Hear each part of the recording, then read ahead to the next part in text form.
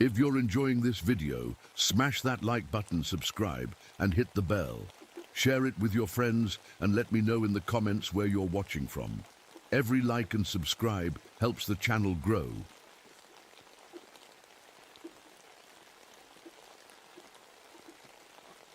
The morning started out beautiful, like a postcard. Golden sunlight poured through the red maple leaves, making the forest glow. I breathed in the crisp mountain air as I walked my usual path through the Adirondack woods. This was my daily patrol. Checking tracks, looking for signs of wildlife, making sure everything was as it should be. My name's Michael O'Connor. Mick to everyone who knows me. I've been a park ranger here for almost 15 years now. After what I saw in the war, the quiet of these mountains was exactly what I needed. At least that's what I thought. I stopped to write in my notebook about some deer tracks when I noticed something odd. The birds had stopped singing. Not gradually, like when a hawk flies over. They all just went silent at once, like someone had flipped a switch. The forest never gets that quiet naturally. That's when I saw it. An enormous white pine tree, older than anything I'd seen before. But what made my skin crawl were the carvings. They covered the trunk, hundreds of faces frozen. In pain, their mouths open in silent screams. I'd walked this trail 1,000 times and never seen this tree before. I reached out to touch one of the faces when the air suddenly changed. The temperature dropped so fast I could see my breath. 20 degrees colder in seconds. Dark clouds rolled in, turning the golden morning almost night dark. My radio crackled with static, making me jump. Through the noise, I heard fragments of a voice. Lost, cold, something following us. Help. Then nothing but dead air. I recognized the voice. Belonged to one of the hikers reported missing 2 days ago. A strange mist began rising from the ground, thick and white. It moved wrong, flowing against the wind, almost like it had a mind of its own. I've spent my life in these woods, and I've never seen fog behave like that. As I tried to radio back to the station, I spotted something else that turned my blood to ice. About 50 feet up in a tree hung the body of a deer, strung up like it had been placed there deliberately. No animal I know could lift a deer that high, and from what I could see, its insides were missing. I pulled out my compass, but the needle just spun in wild circles, useless. I knew these woods better than anyone, but suddenly, nothing looked familiar. The trails seemed to shift when I wasn't looking directly at them. And the cold. This wasn't regular autumn cold. This cut straight through my heavy jacket, through my skin, right down to my bones. The kind of cold that doesn't just make you shiver, it makes you forget what being warm ever felt like. I needed to get back to the station to report what I'd found. But as I turned to head back, I realized I wasn't sure which way back was anymore. The forest I'd known my entire life had become a stranger to me in minutes, and somewhere deep among the trees, I could swear I heard something moving. Something big. Sometimes when things get scary, my mind takes me back to Iwo Jima, that black sand beach where I watched my friends die. I survived by hiding under their bodies, feeling their blood soak into my uniform while I held my breath. The things I saw there never really left me. After the war, I couldn't stand being around people much. That's when I met Joseph Two Rivers, an Algonquin elder who taught me how to truly live in the wilderness, how to read the trees and the wind, how to move through the forest without making a sound. Those were good days. I reached into my pocket and felt my brother Tommy's silver pocket watch. He carried it the day he took a bullet meant for me. The watch stopped the bullet just enough, killed him, saved me. I carry it everywhere now. 73 days. That's how long I'd been sober. Longest stretch in years. The bottle was my friend after the divorce. Clara couldn't handle my screaming in the night or the way I'd sometimes stare at nothing for hours. Can't blame her for leaving folks around. Here call me the ghost, because I can track anything through these mountains. Lost hikers, runaway kids, missing pets. If they're in my forest, I find them. Always. At least until now. Last night I had the dream again. Something hunting me through these same woods. I never see it clearly, just feel it getting closer and closer until I wake up, gasping for air. Been having that dream more often lately. The only person in town I really talk to is Thomas Wilson. He runs the general store at the edge of the park. 80 years old and sharp as a tack.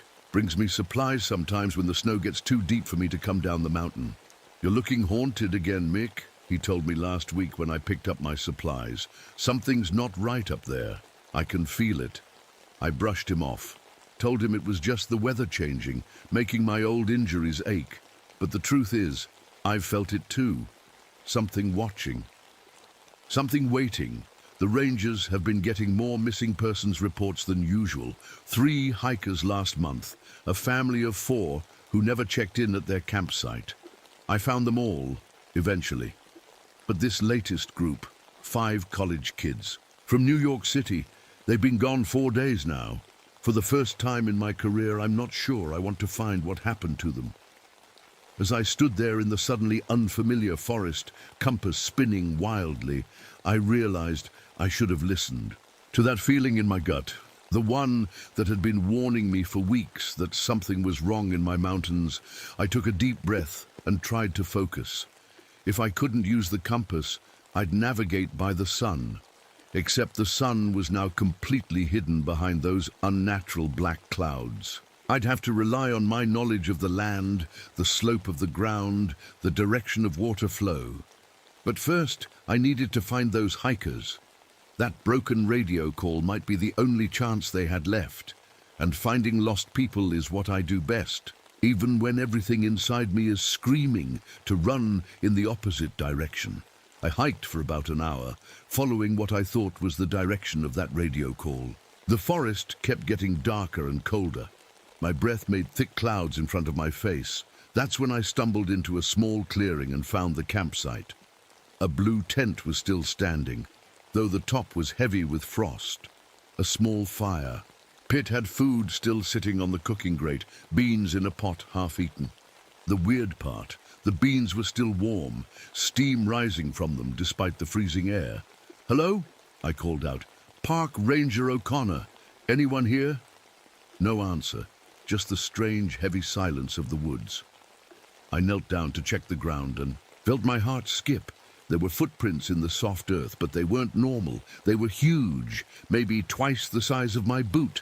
The shape was almost human, but the toes were all wrong, spread too far apart and curved like claws.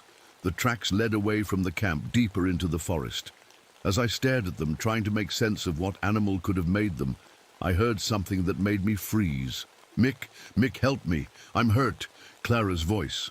My ex-wife, who I knew for a fact was living in Albany, 3 hours away. "Mick, please, I'm so cold."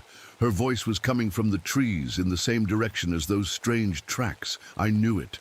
Couldn't be her. It couldn't be, but it sounded exactly like Clara, down to the way she said my name. Near the edge of the camp, something caught my eye. A small teddy bear, the kind you'd give a child. I picked it up and nearly dropped it when I saw the marks. Teeth marks all over it. Human-sized teeth marks that had torn through the fabric to the stuffing. I put the bear down slowly and kept looking around the campsite. The trees surrounding the clearing were strange, too. The bark had been stripped off in perfect spiral patterns, like someone had taken the time to carefully peel it with a knife. Too perfect to be an animal. I tried my water canteen, but found it had started to freeze, ice crystals forming inside, despite being tucked inside my jacket for warmth. The temperature was dropping even further, and I watched frost patterns spread across the tent fabric, like living things. Under a pile of firewood, I found an old leather journal. The first page had a date, October 1887. The handwriting was faded, but readable.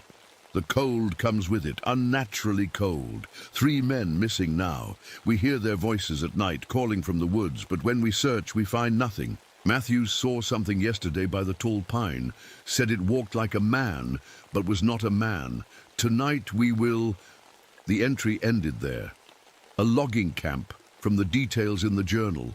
The whole camp had vanished that winter, according to stories I'd heard. Over 30 men gone without a trace. As I put the journal in my pocket, I noticed something else strange. Animals were moving through the underbrush all around me, all heading in the same direction, away from where those strange tracks led.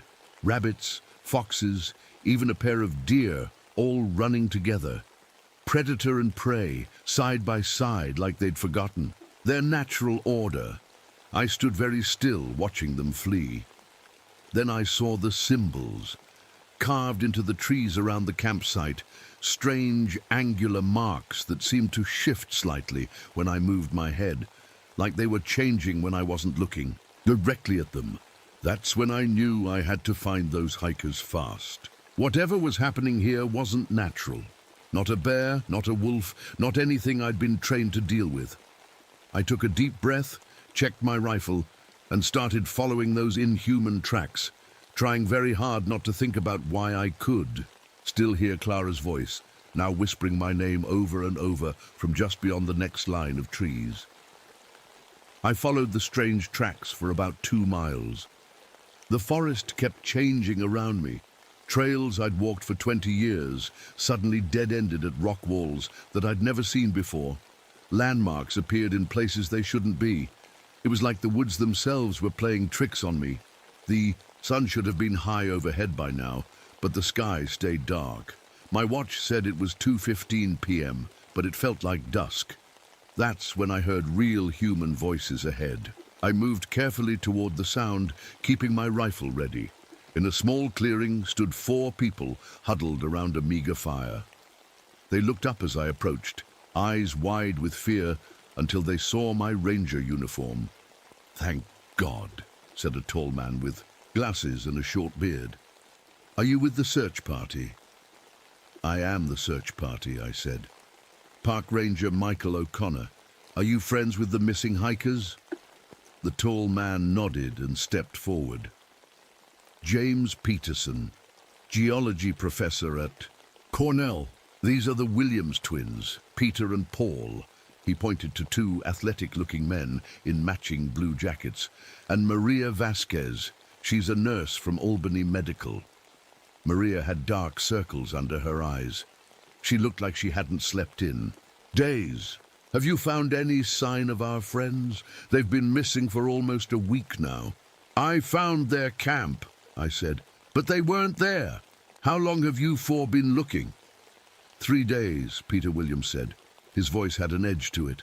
"And we keep ending up back in this same clearing no matter which direction we walk." "It's impossible." His twin brother Paul nodded. "Something's not right in these woods, Ranger. Listen to this." He pulled out a small tape recorder and pressed play. At first, there was just normal forest sounds. Wind, leaves rustling. Then came a strange noise that made the hair on my neck stand up. A rhythmic clicking like bones tapping together, getting louder and louder until it suddenly stopped. "We heard this the night before our friends disappeared," Paul said. "They went to investigate and never came back." Professor Peterson pulled a book from his backpack. "I've been researching local legends. The Algonquin people who lived here centuries ago spoke of a winter spirit that feeds on human suffering. They called it the hunger that walks." "That's just stories," Peter said sharply. "We need to focus on finding our friends, not ghost stories." "We've been walking in circles for 3 days." Peterson snapped back. "Does that feel normal to you?" I could feel the tension between them. They were scared, tired, and starting to turn on each other. "Have any of you seen anything unusual?" I asked carefully. They looked at each other, no one wanting to speak first. Finally, Maria stepped forward. "My daughter," she said quietly. "My little girl, Isabella. She died 3 years ago in a car accident. But I've been seeing her at the edge of our camp every night, standing there watching us." Her voice broke. "I know it can't be real, but it looks exactly like her." The twins exchanged worried glances. I could tell they thought Maria was losing it. "We found this yesterday," Peterson said, handing me a battered backpack. It belonged to Carlos, one of our missing friends. Inside was a journal. The last entry read, "It knows what we're afraid of. It can see inside our heads." God help me, I think it's wearing Dave's face now, but Dave is dead. I watched it take him. If you find this, run.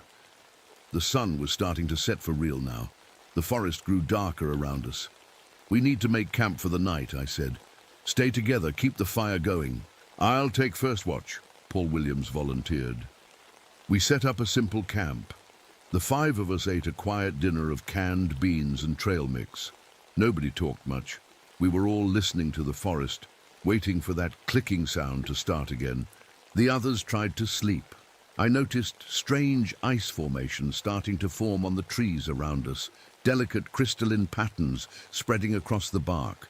Despite it not being nearly cold enough for that kind of frost, I checked my watch again, 8:30 p.m. But when I glanced at Peterson's watch while he slept, it read 3:15 a.m.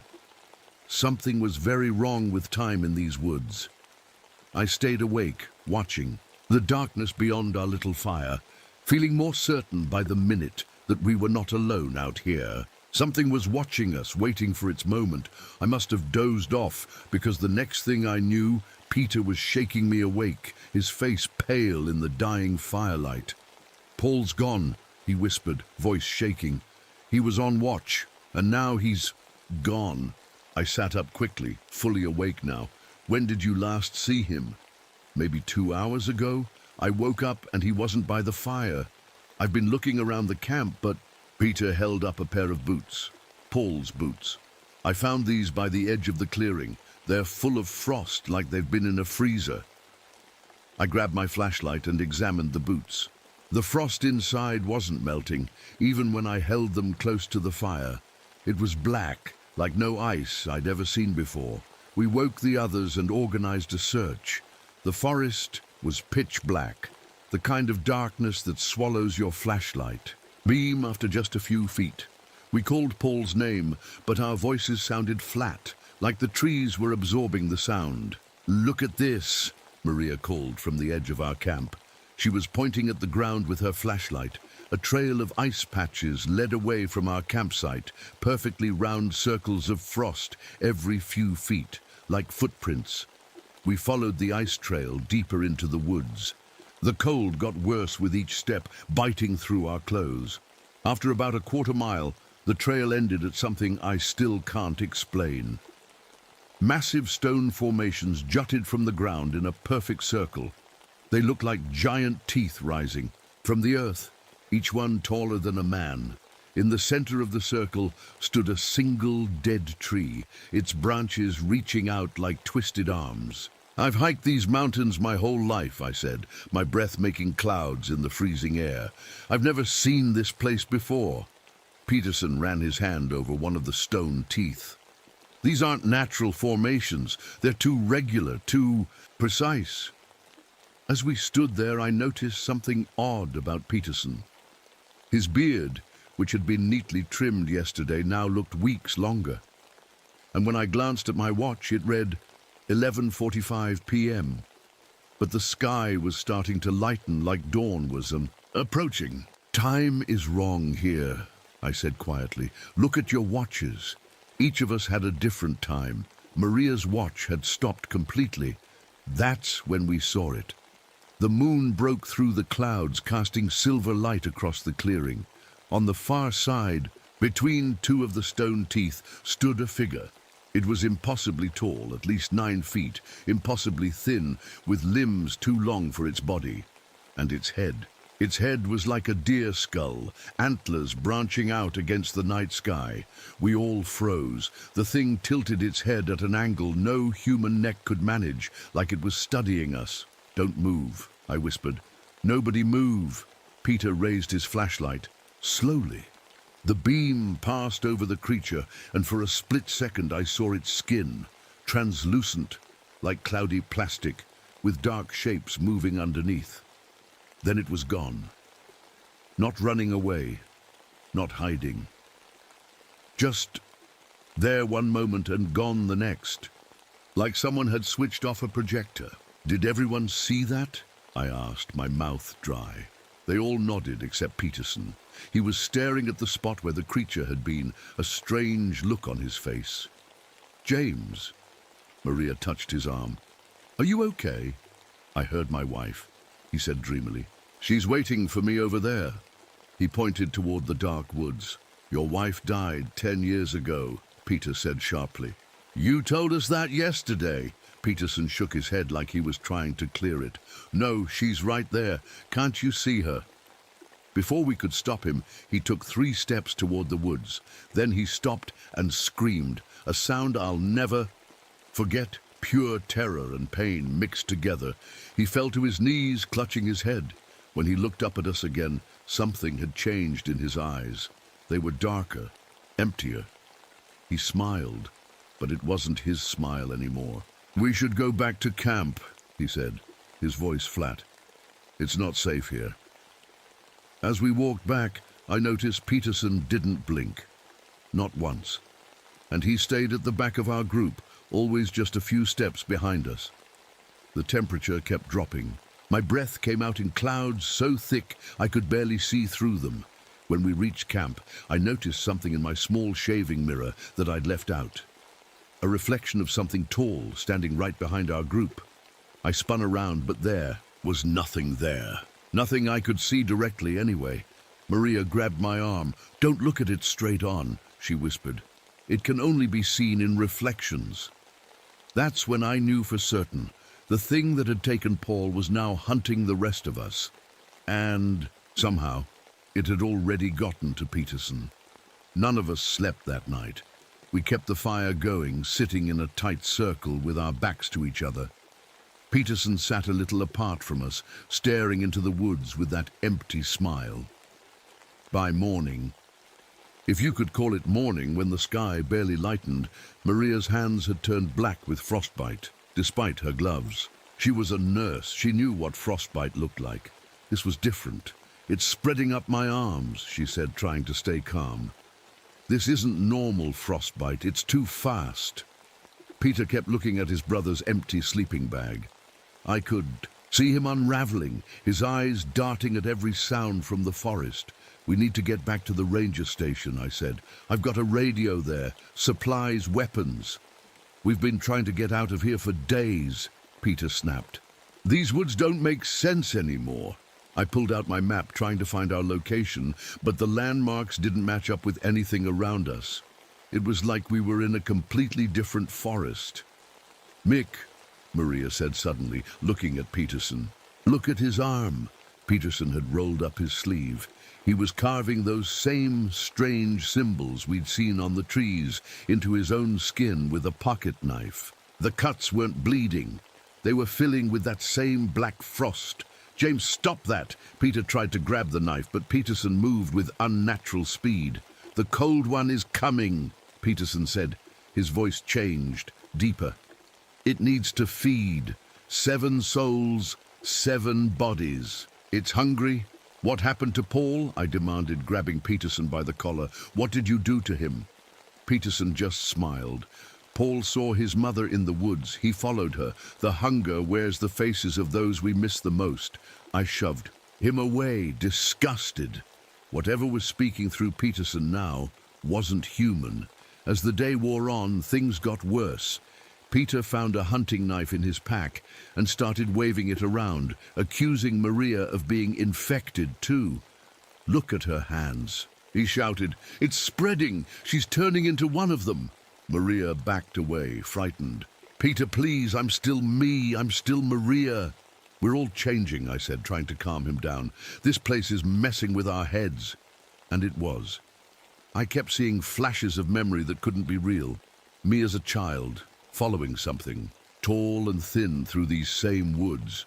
My grandfather pulling me back, screaming at me to run. Around noon, we found something that made no sense. We'd been walking for hours, trying to find our way out of the forest, when we stumbled into a clearing and saw my ranger station, the same one I thought was miles and miles away. "This is impossible," I said, unlocking the door with shaking hands. "We shouldn't be anywhere near here." Inside, everything was covered in a thin layer of frost. The temperature was even colder in here than outside. My radio was dead, the batteries frozen solid and cracked open. On my desk, someone had arranged pine needles to form one of those strange symbols. That's when we found the bodies. They were in the small storage room at the back. The 5 missing hikers, frozen solid, their skin blue-gray. But when Maria touched one, her nurse's training kicking in, she jerked back in horror. "They're still warm inside," she whispered. "The outside is frozen solid, but their organs are liquefied." Peterson started laughing. Not his normal laugh, but a high, broken sound. "It doesn't eat the meat," he said, that awful smile still on his face. "It eats the warmth, the life, the fear, drains them from the inside out." Peter lunged at Peterson. With the knife, I grabbed his arm just in time. "He's one of them," Peter screamed. "Can't you see it? It's wearing his face, but it's not him anymore." I wasn't sure Peter was wrong. But killing Peterson wouldn't help us. "We need to stick together," I said firmly. "That's our only chance." But I was starting to think we had no chance at all. Because each night the forest got colder, and each night I could feel the thing with the deer skull head getting closer to our camp, testing us, learning what we feared most, and worst of all, I was starting to remember things. Things my mind had locked away. The summer I was 7 years old, playing in these woods, a tall, thin shadow asking me to follow it deep into the trees. My grandfather dragging me home, performing strange rituals around our cabin with smoke and fire, whispering words in a language I didn't understand. "It always comes back," my grandfather had told me. "Every 50 years, when the winter comes early, the hunger wakes up and it needs to feed." As night fell, the cold became unbearable. Not just cold on your skin, but cold in your soul. The kind of cold that makes you forget that warmth ever existed. We huddled in the ranger station, watching the darkness deepen outside the windows. Something was coming. We could all feel it. Even Peter had gone quiet, the knife still clutched in his shaking hand.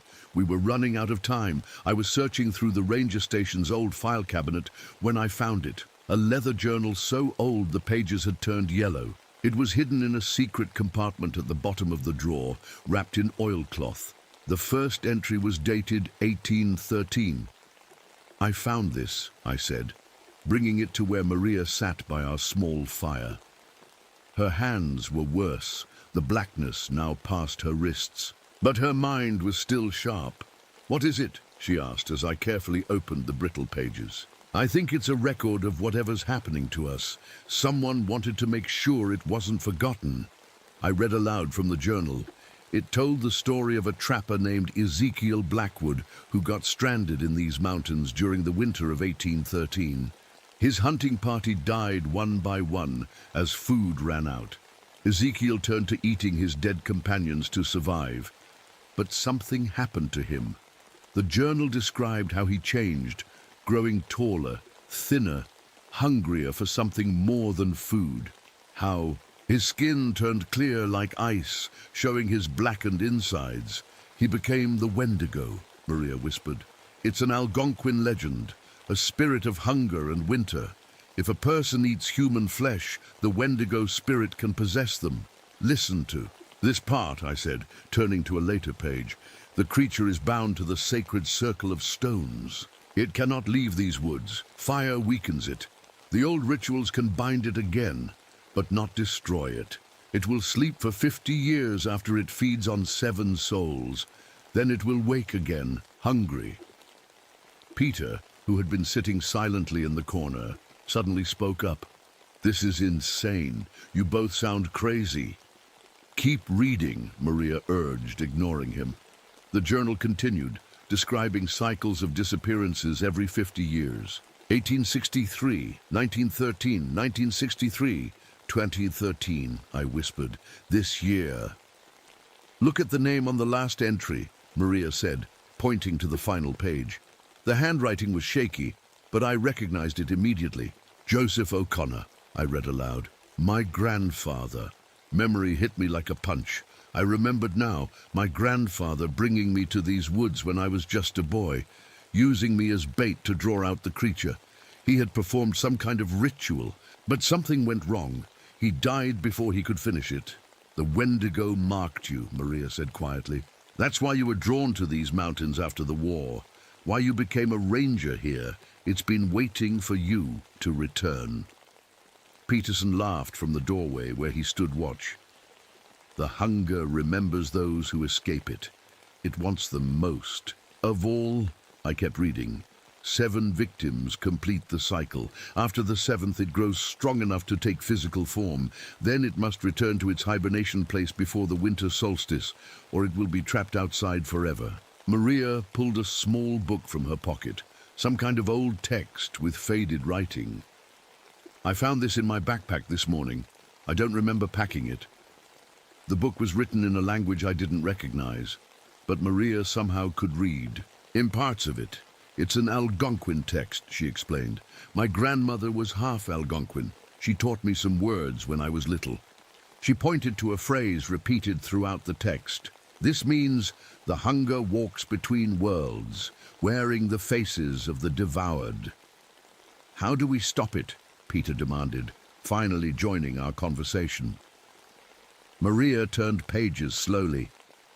There's a ritual, something about binding the spirit back to its sleeping place. It requires fire, sacred herbs, and... She hesitated. A blood sacrifice. What kind of sacrifice? I asked. Someone who has resisted the Wendigo before, she said, looking at me. Someone it has marked. I felt cold that had nothing to do with the temperature. Me. Not necessarily death, Maria clarified quickly, but blood freely given at the place where it sleeps. And where's that? Peter asked. I knew the answer before Maria found it in the text. The frozen pond, I said. The one my grandfather always warned me to stay away from as a child. It's about 3 miles north of here. Peterson moved with that unnatural quickness again, suddenly standing right beside us. The hunger grows stronger with each feeding, he said, his voice no longer his own. 5 hikers. Paul makes 6. 1 more to complete the cycle. We need to find this pond, Maria said, fast, before it can take another victim. I stood up, my decision made. We leave at first light. I'll get the supplies we need. Searching through the station, I found an old wooden box hidden under a floorboard. Inside were the things my grandfather had used in his ritual. Dried herbs tied with red string, a silver knife with strange markings, and a small pouch of what looked like salt, but wasn't. As I gathered these items, I remembered something else. The silver pocket watch that had belonged to my brother. The watch that had saved my life in the war. My grandfather had given it to Tommy before he enlisted, telling him it would keep the cold away. I pulled it from my pocket, opening the case. Inside, stuck to the metal, was a small dark stain, my brother's blood from the day he died. The final piece needed for the ritual.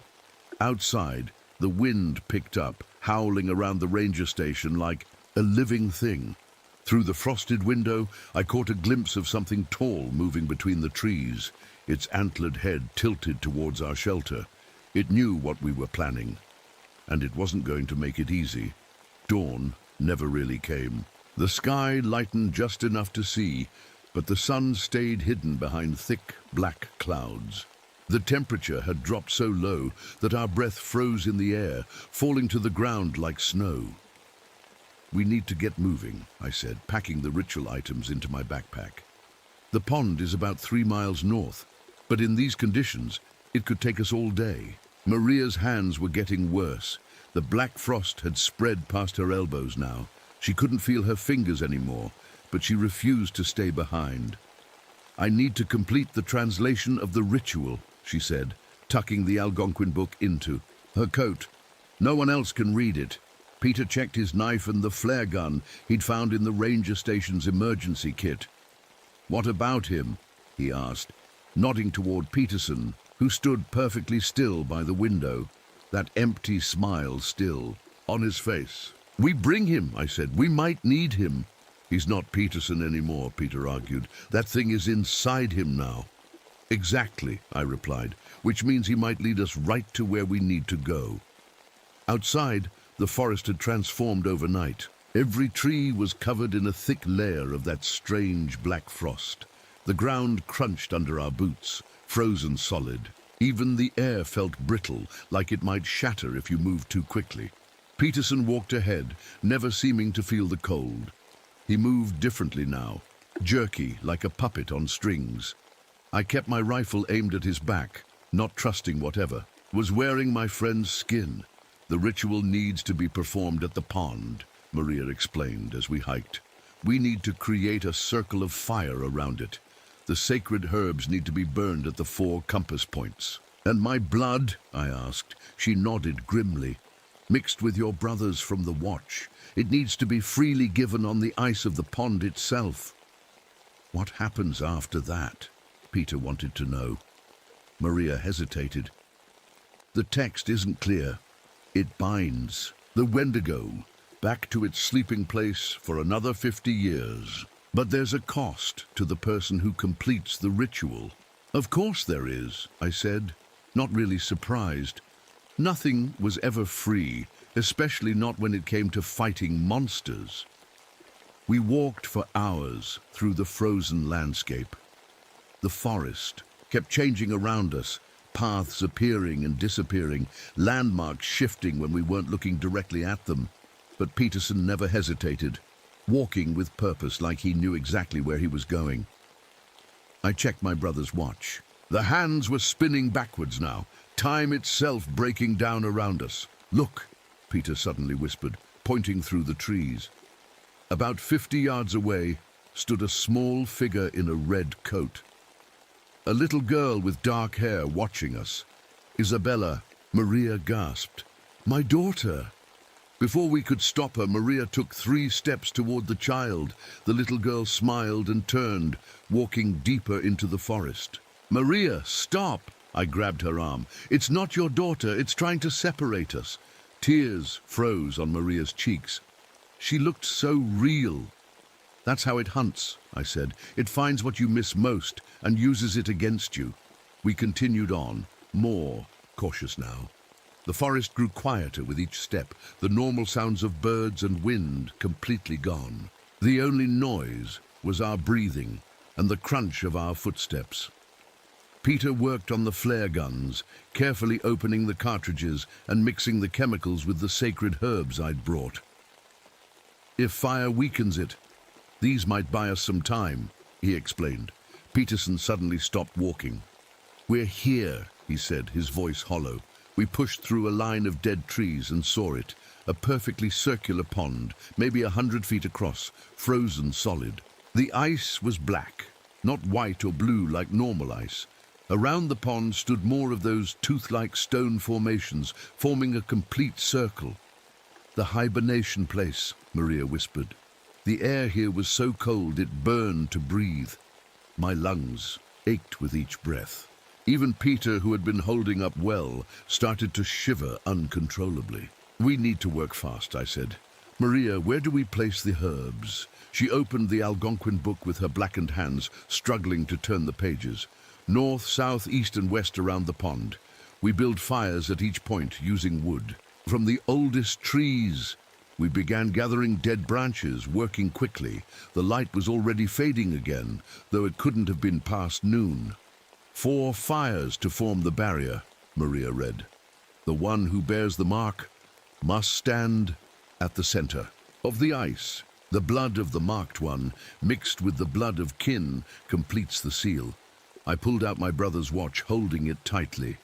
I'm ready. That's when Peterson began to change. His skin stretched and tore, growing translucent. His limbs elongated, joints bending in impossible directions. His face, melted is the only word I can use, revealing the skull-like features beneath. Peter, light the fires now, I shouted, pushing Maria behind me. Peter ran to each pile of wood, lighting them with matches from the ranger station. The flames caught, unnaturally fast, blazing up in columns of fire that burned blue instead of orange. The thing that had been Peterson let out a sound, not a roar or a scream, but a high, thin clicking noise that vibrated in my bones. The same sound from Paul's tape recorder. "It knows what we're doing," Maria called over the wind that had suddenly kicked up. "Mick, you need to get to the center of the pond." I took a step toward the frozen black water, then froze as figures emerged from the trees all around us. The 5 missing hikers, Paul Williams and others I didn't recognize, all walking with that same jerky puppet motion, their skin translucent, showing blackened organs beneath. 7 souls, the Peterson thing clicked. The hunger is almost complete. The wind whipped into a frenzy, swirling snow around us in blinding sheets. The 4 fires blazed against the darkness, casting long shadows that seemed to move with minds. "Of their own, I'll hold them off," Peter shouted, raising the modified flare gun. "Get to the center of the pond." I grabbed Maria's arm, helping her toward the ice as the 7 possessed victims closed in around us. Their movements were wrong. Too fast, too jerky, like broken film footage. "The ritual," I yelled over the wind. "What do I need to say?" Maria clutched the book, her blackened fingers struggling to turn the pages. "It's a chant in Algonquin." "I'll have to teach you the words!" We stepped onto the black ice. It didn't feel like normal ice. It was warm under our boots, almost soft, like it was alive somehow. Behind us, Peter fired the flare gun. A streak of red light hit one of the possessed hikers square in the chest. Where it struck, the skin bubbled and hissed, revealing more of the blackness underneath. The creature screamed, not a human sound, but that awful bone-clicking noise. "It's working," Peter shouted, loading another flare.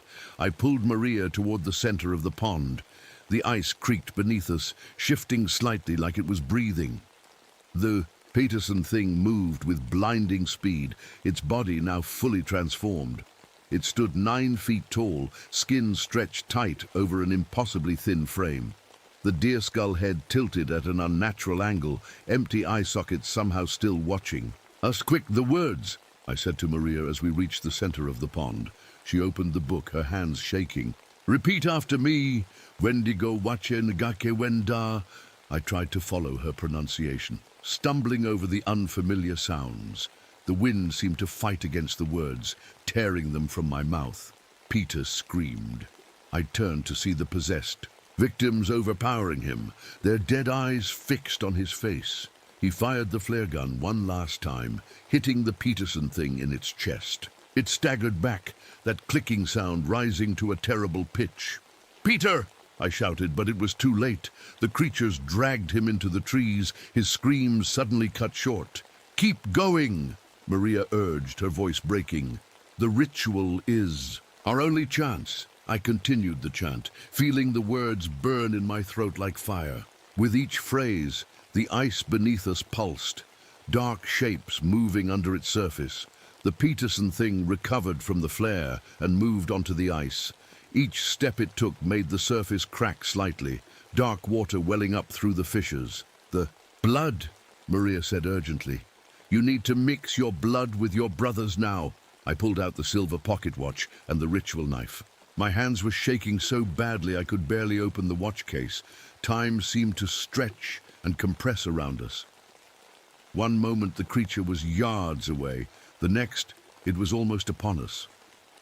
Maria stood between me and it, holding up the Algonquin. "Book like a shield, Ngapachi Wendigo," she shouted, her voice stronger than I thought possible given her condition. The creature hesitated, its deer skull head tilting in confusion. I pressed the knife against my palm and cut deeply, feeling strangely calm as my blood welled up black in the freezing air. I let it drip onto the watch face, mixing with the decades-old stain of my brother's blood. "Now what?" I asked Maria. "Place it on the ice and finish the chant," she said, her eyes never leaving the Peterson thing. I knelt down, placing the bloody watch on the black ice. The final words of the chant felt like they were being torn from my very soul, each syllable burning like acid. The creature let out a piercing scream and lunged at us. Maria threw herself forward, intercepting it before it could reach me. "Finish it," she cried as the thing's long fingers wrapped around her throat. I pressed my bleeding hand against the watch and spoke the final words of the ritual. The ice beneath us shattered. Everything happened at once. The black water surged up around us. The 4 fires at the edges of the pond shot 50 feet into the air, forming a dome of blue flame. Maria and the creature were locked together, sinking into the dark. Water. I tried to grab her, but my hands passed right through her body, like she was made of smoke. "It's okay, Mick," she said, her voice strangely peaceful as the blackness from her hands spread across her entire body. This is how it has to be. The ice collapsed beneath me, and I plunged into the freezing water, but it wasn't water. It was thicker, more like oil, and it burned like fire wherever it touched my skin. I saw shapes moving in the blackness, hundreds of faces all frozen in silent screams. The pond wasn't just the Wendigo's hibernation place.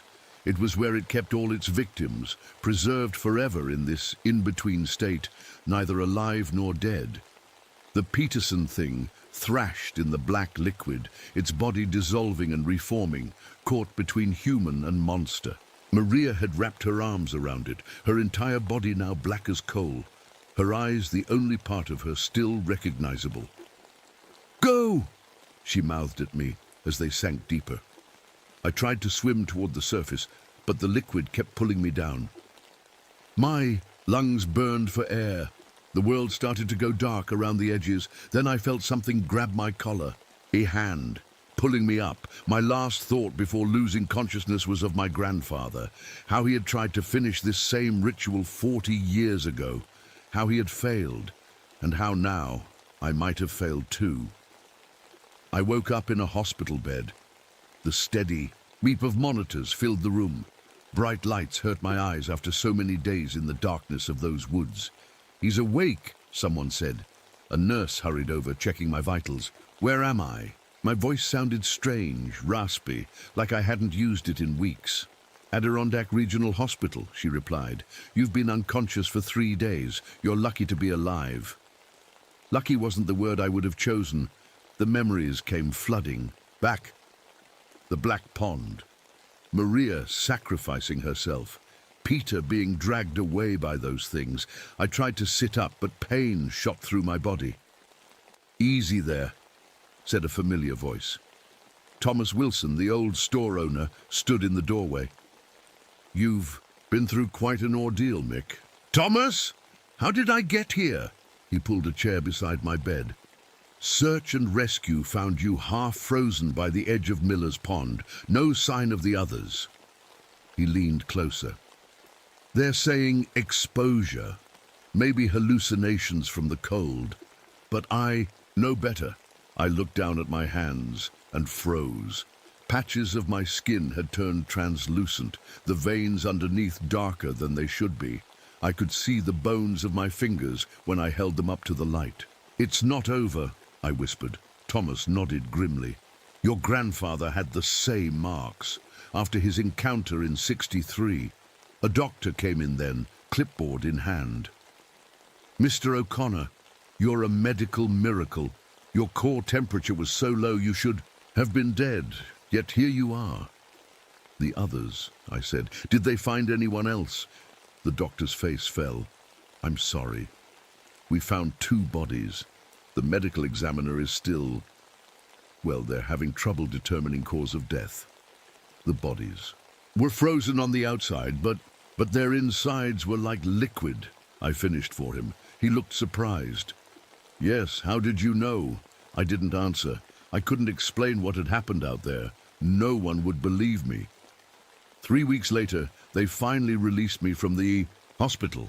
The official report said that a freak cold snap had caught our group unprepared. Hypothermia, leading to confusion and death. Case closed, but I knew better. I returned to my cabin at the edge of the park. I couldn't bring myself to go. Back to the ranger station. Not yet.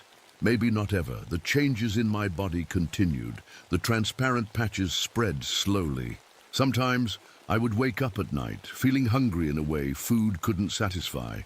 And sometimes when I looked in the mirror, I thought I saw something else looking back at me from behind my eyes.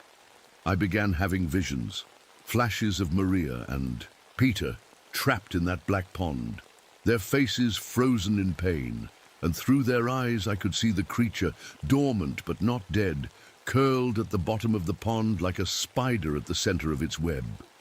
I found a calendar and did the math. The cycle had been interrupted, the ritual incomplete. Instead of 50 years of peace, we might have bought 20, maybe 30 at most. I knew what I had to do with whatever time we had left. I had to find a permanent solution. My grandfather had tried and failed. I had tried and only partly succeeded, but I wouldn't give up. In my dreams, I could feel the hunger growing again, waiting beneath the ice, not dead, just sleeping. And in those dreams, I heard Maria's voice, teaching me the words I would need when the time came. I started a journal, recording everything I remembered about what happened in those woods. Every detail of the ritual, every word of the chant. I searched for more information about the Wendigo, contacting experts, collecting books and artifacts. On my desk sits my brother's silver pocket watch, now tarnished black where our blood mixed. And beside it, a calendar with a date circled in red, October 2058, 50 years after my encounter. The next cycle, when the hunger would wake again, but I won't be there to face it. By then, I'll be an old man if I'm alive at all. So I prepare, gathering knowledge, training those who might listen. I've dedicated my life to making sure the next time the Wendigo wakes, someone will be ready for it.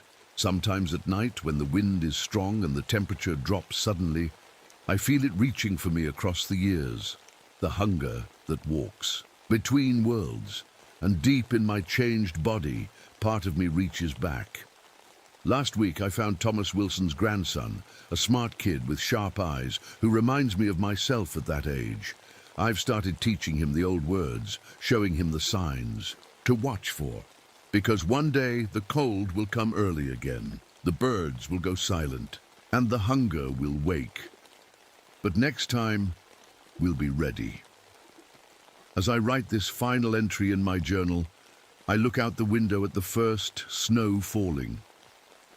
Winter comes earlier every year now, and in the shadow of the falling flakes, I sometimes catch a glimpse of something tall and thin, watching me from the edge of the forest, waiting, hungry.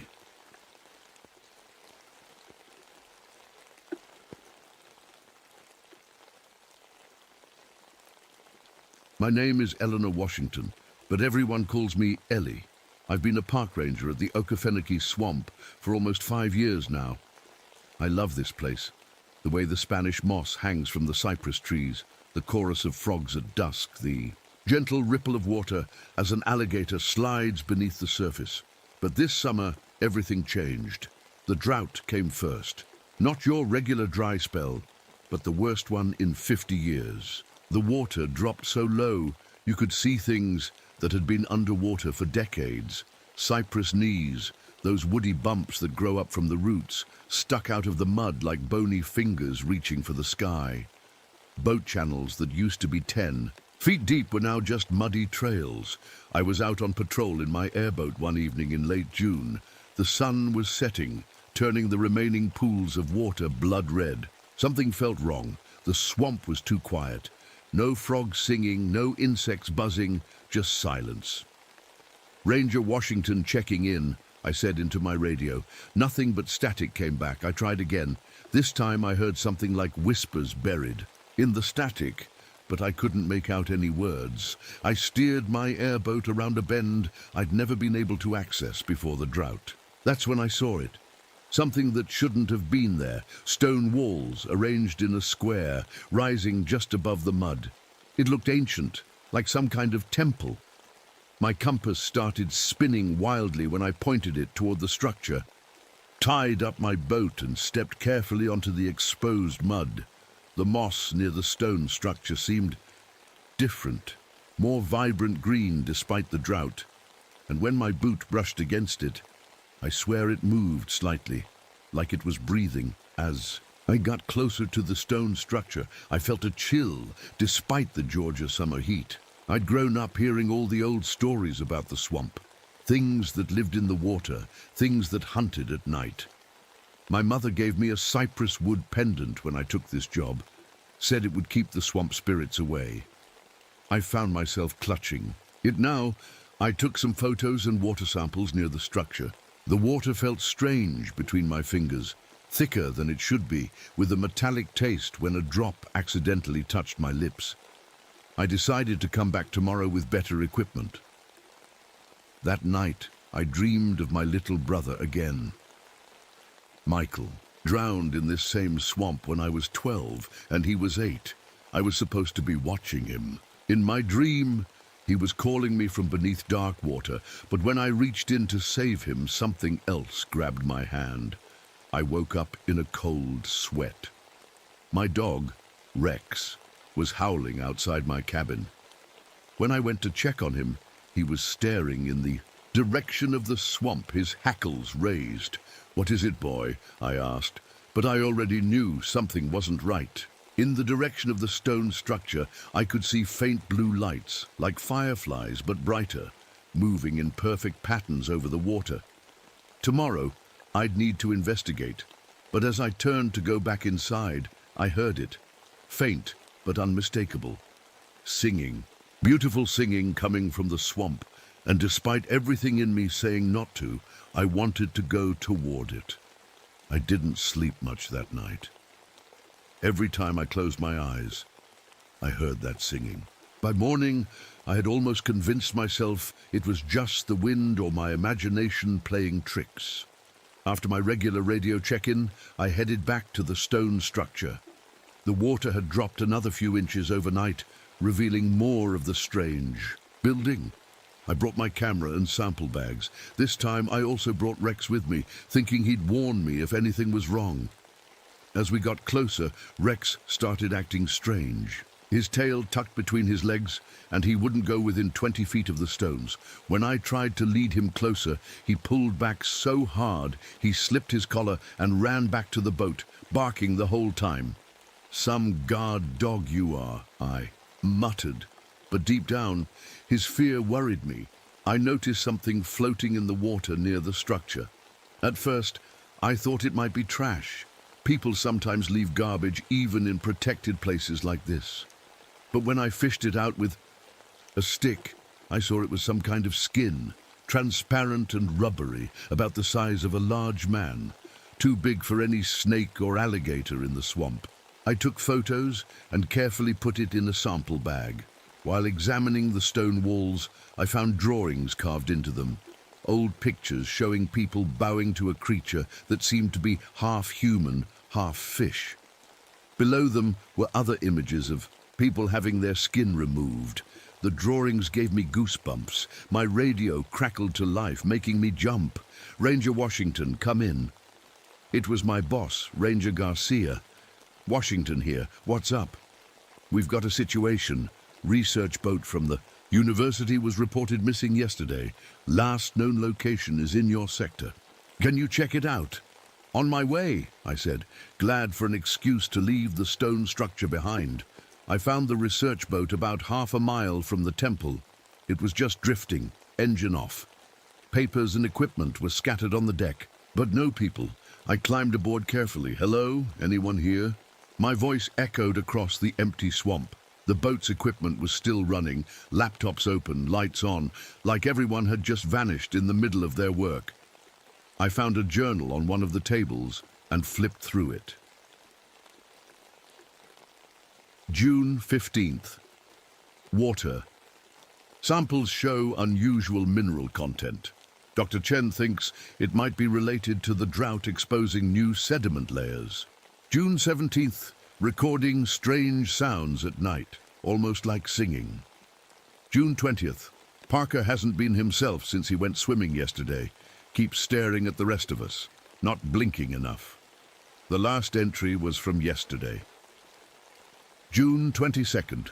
They aren't human anymore. The singing is getting closer. My hands started shaking.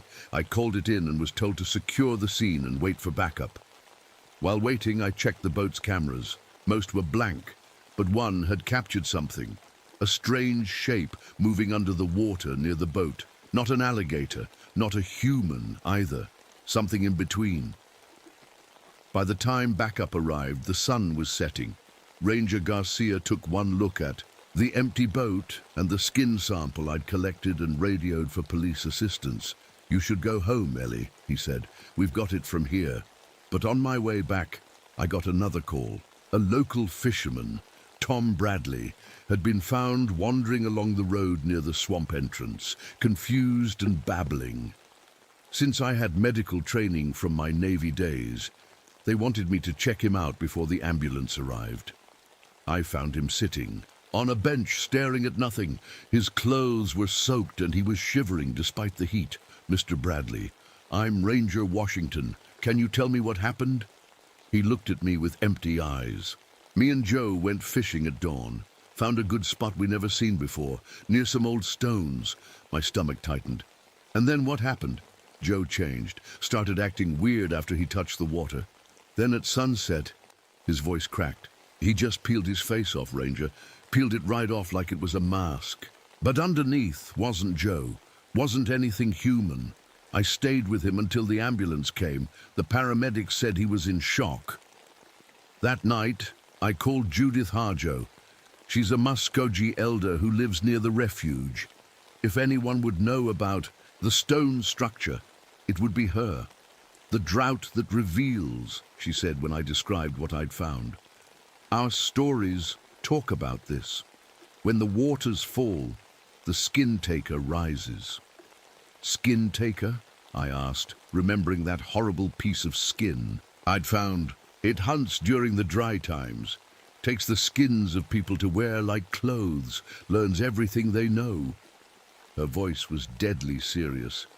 "My grandmother said it was sealed away long ago, under the water where it couldn't hurt anyone. But if the temple is showing again, what can I do?" I asked. "Nothing tonight. Come see me tomorrow. And Ellie, don't go near the water after dark. If you hear singing, cover your ears and run the other way." After I hung up, I double-checked all my locks. Then I loaded my service pistol and kept it on my nightstand, though I wasn't sure what good it would do against whatever was out there. Just before midnight, my phone rang. It was Ranger Garcia. "Ellie, they found Tom Bradley's body out on Parker's Creek." His voice sounded strange. "What happened to him?" I asked, already dreading the answer. "His skin is gone. All of it, like it was removed in one piece." I didn't sleep at all that night, and outside in the distance I could hear that beautiful singing calling my name. The next morning I went straight to Judith Harjo's house. She lived in a small cabin at the edge of the refuge, surrounded by gardens of herbs and flowers. Despite everything that happened, I felt safer there. Judith made tea while I told her everything: the temple, the skin, Tom Bradley, the missing research team. "The old stories say this happens every 41 years, when the water gets low enough," she said. "The skin taker wakes up hungry." She showed me a book with old drawings that looked just like the carvings on the temple. People with their skin removed, and a creature wearing those skins. "How do we stop it?" I asked. Before she could answer, my radio buzzed. A research team from the university was arriving to investigate the stone structure. I had to go meet them. "Be careful who you trust," Judith warned as I left. "Once it takes someone's skin, you can't tell them apart from the real person. Except..." She handed me a small pouch. "Copper. It can't stand the touch of copper. If you're not sure about someone, find a way to touch them with this." The research team was already setting up camp near the temple when I arrived. There were 4 of them. Dr. James Hoffman, the leader with gray hair and a know-it-all attitude. Dr. Lakshmi Patel, a quiet woman who studied ancient buildings. Marcus Wilson, a young student with glasses, and Richard Davis, a photographer with a friendly smile. Ranger Washington. Dr. Hoffman barely looked at me when I introduced myself. "We'll handle things from here. You can go back to directing tourists." With All due respect, sir, I said, trying to stay calm. 2 people are dead and 3 are missing. This area isn't safe. Superstitious nonsense, he said, waving his hand. We're scientists. Dr. Patel gave me an apologetic look. Perhaps Ranger Washington could share what she's observed. Local knowledge is valuable. I told them about the drought, the strange skin, and the abandoned research boat. I left out the singing and what Judith had told me. They already thought I was just a silly woman with wild stories. Fascinating, Dr. Hoffman said when I mentioned the temple. Pre-Columbian, possibly. We'll begin excavation immediately. I don't think that's a good idea, I said. At least wait until... We don't need your permission, Ranger, he cut me off. We have approval from the university and the Department of Interior. As they unpacked their equipment, Dr. Patel came over to me. I've studied similar structures in South America, she said quietly. They were used for sacrifices to water gods. I think Dr. Hoffman is being too hasty. Later, as the team set up underwater lights to examine the temple, Marcus found me taking water samples. The temple has some weird alignments, he said, showing me his notes. The main doorway points to where the sun rises during a specific drought cycle that happens every 41 years. That's what Judith said. 41 years, I replied, surprised. Who's Judith? Before I could answer, Richard called out. They'd found something in the water near the temple, clay coffins with bodies inside. The bodies were perfectly preserved, but something was wrong with them. Their skin looked intact, but when Dr. Hoffman carefully opened one, there were no organs inside, just empty space. I helped them document the find, trying not to show how scared I was. As Richard took pictures, I noticed something odd.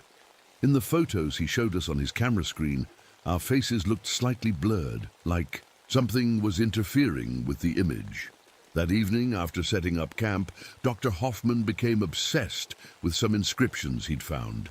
He wouldn't eat dinner with us, just kept taking notes and muttering to himself. Is he always like this? I asked Dr. Patel. No, she said, watching him with concern. He's usually very methodical. This isn't like him at all. As night fell, Marcus set up recording equipment around the camp. To catch those sounds you mentioned, he explained. I warned everyone not to go near the water after dark and to wake me if they heard singing. They nodded, but I could tell most of them didn't take the warning seriously. I must have fallen asleep despite trying to stay awake.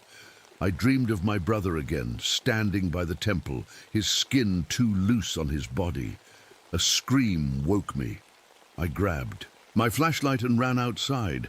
Dr. Patel was pointing at the water's edge, where Marcus had been on watch. His flashlight lay on the ground, still on, pointing at a pile of neatly folded clothes. Marcus was gone. We searched all night, but found nothing. When the sun rose, I went back to my cabin to get more supplies and call for help. While I was on the radio with the station, I heard a knock at my door. It was Marcus. "Hi, Ranger Washington," he said with a smile. "Sorry for the scare. I went for a swim and lost track of time." Something wasn't right. His voice was flat and he didn't blink. Not once as he stood there, and when he stepped into my cabin, he left no wet footprints despite claiming he'd been swimming. I remembered Judith's warning and the copper in my pocket. "Are you feeling okay?" I asked, taking out my keys, which had a copper penny attached. "Never better," he said, still smiling that empty smile. I pretended to drop my keys and brushed the penny against his hand as I picked them up. Nothing happened. But then I noticed something else. In the mirror behind him, there was no reflection where Marcus should have been. "I need to get back to camp," I said, trying to keep my voice steady. As he turned to leave, I saw something move beneath the skin at the back of his neck, like something inside was adjusting its fit. I waited until he was gone, then called Judith. We're back, but he's not himself," I said. "The copper didn't work." "It's gotten stronger then," she said grimly. "The skin taker has fed." "What do I do?" "Don't let it know you suspect. I'll gather what we need. Be careful, Ellie. Watch the water." As I headed back to camp, I felt eyes on me from every part of the swamp. And in the distance, getting closer, I could hear that beautiful singing calling my name again. When I got back to camp, things were even stranger than before. Everyone was working, but something felt off about all of them. Dr. Hoffman had dark circles under his eyes, like he hadn't slept at all. He snapped at anyone who came near his notes. Richard was taking photos of everyone when they weren't looking, and Dr. Patel kept staring at the water like she was waiting for something. I tried to act normal while keeping an eye on the fake Marcus. He moved weird, like he wasn't used to having arms and legs. Sometimes, when no one was watching, he would tilt his head all the way to one side like his neck was too flexible. "We're making amazing progress," Dr. Hoffman told me, his voice higher than usual. "We've found evidence of a civilization that worshipped a being that could live both in water and on land." "What kind of being?" I asked, pretending to be interested.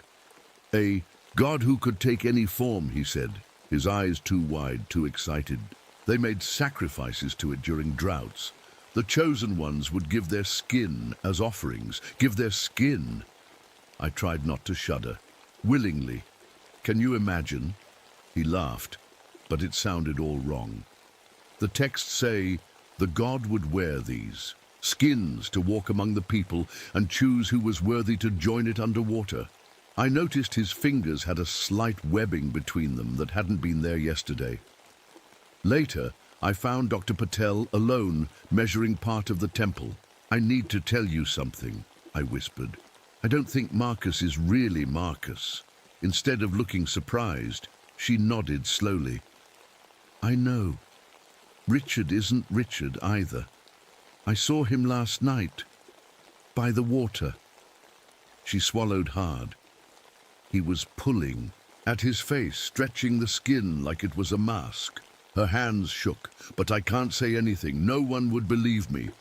"I believe you," I said. "We need to get out of here, all of us." "It's too late," she said, her voice breaking. "Something's happening to Dr. Hoffman, too. Last night I found him collecting samples of our skin while we slept. Bits of hair, fingernail clippings. He was putting them in the water like he was feeding something." Before we could say more, the fake Marcus called everyone to see a new discovery. They'd found an underwater cave beneath the temple, filled with what looked like sheets hanging. Underwater! The camera showed them swaying gently in the current. But they weren't sheets. They were skins, dozens of them, suspended like laundry on a line. I felt sick looking at them. Some were clearly ancient, preserved somehow by the water. Others looked fresher, newer. "We're going to dive down there tomorrow," Dr. Hoffman announced, looking at each of us with hungry eyes. That night, I pretended to go to sleep in my tent but stayed awake, watching. Around midnight, I heard that singing again. So beautiful it made my heart ache. I put in earplugs like Judith had told me to. Through a small hole in my tent, I watched as Dr. Hoffman, the fake Marcus, and the fake Richard all got up and walked towards the water in perfect unison, their movements exactly the same. They stood at the edge of the water, and then, one by one, they began to remove their faces. It was the most horrible thing I've ever seen. They just peeled the skin back like taking off a tight sweater. Underneath was something pale and glistening, with too many eyes and a mouth full of needle teeth. They placed the faces in the water, and I watched as something rose up to meet them. A larger version of what they were, but with dozens of limbs that moved in impossible ways. They stood there for a long time, not moving, like they were talking without words. When they came back, they were wearing their human faces again, but moving differently, more confident, more in sync with each other. I knew then that whatever was in the water was taking over all of them piece by piece. I waited until they returned to their tents, then snuck out of camp. I needed to get to Judith's house. We needed help. I had just reached my truck when I heard someone behind me, "Going somewhere, Ranger Washington." It was Dr. Patel. Her eyes were wide with fear. "They know," she whispered. "They know we suspect. We have to leave now." I started the truck and we sped away from camp.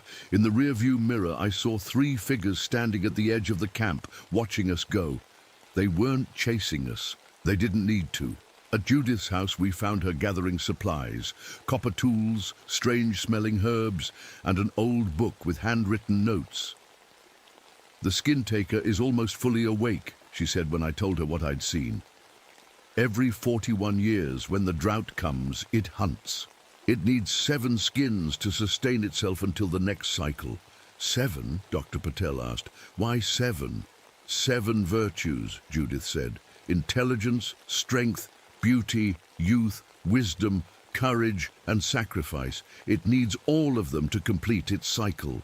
"Tom, Bradley, the research team from the boat, Marcus, Richard," I counted. "That's 5 already.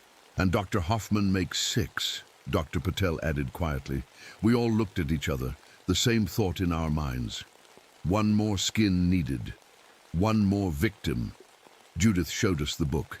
It contained an old ritual that her ancestors had used to trap the skin taker underwater years ago. The ritual weakened it but didn't destroy it, she explained. Now it's free again and stronger than before. As we talked, the radio in my truck crackled to life with an emergency message. A hurricane was heading our way, due to hit in less than 72 hours. Evacuation orders were being issued for the coast. "A hurricane?" Dr. Patel looked confused. "But it's only June." "It's part of the cycle," Judith said grimly. "Drought, then flood. The temple will be underwater again soon. So we just need to wait it out," I asked. "Once the water rises, the skin taker goes back to sleep." Judith shook her head. "Not without the 7th skin, and not without the ritual to bind it. Otherwise it will be free to hunt beyond the swamp for the first time in centuries." I thought about all those people evacuating, roads clogged with cars, families trapped as the storm hit. Easy prey. "How do we stop it?" I asked. "We need to complete the ritual at the temple during the eye of the hurricane," Judith said. "When the waters begin to rise, but before the temple is fully submerged." "That's insane," Dr. Patel said. "We'd be killed in the storm." "We'll be killed anyway if we do nothing," I said. "I've seen what these things can do." As we made our plans, I caught a glimpse of myself in Judith's mirror. For a second, I thought I saw something move beneath my skin, like fingers pressing from inside. I touched my face, feeling for anything unusual. "The skin taker gets in your head," Judith said, watching me. "Makes you doubt yourself. That's how it hunts." Outside, the wind was picking up. The hurricane was coming faster than expected, and somewhere in the swamp, the skin taker was waiting for its final skin. The wind howled outside Judith's house as we gathered what we needed for the ritual. The hurricane was getting closer by the hour. The radio said it had grown stronger, now a Category 3 storm heading straight for us. "We need to complete the original ritual," Judith explained, laying out 7 items on her table. Each one represents an element needed to bind the skin taker. The items looked ordinary. A copper knife, a small bottle of fresh water, a piece of cypress wood carved with symbols, a bag of salt, a black stone, a bird feather, and a small vial of what Judith said was her own blood. "My ancestors tried this ritual before," she said, "but they were missing the 7th element, willing sacrifice." Dr. Patel and I looked at each other nervously. "What kind of sacrifice?" I asked.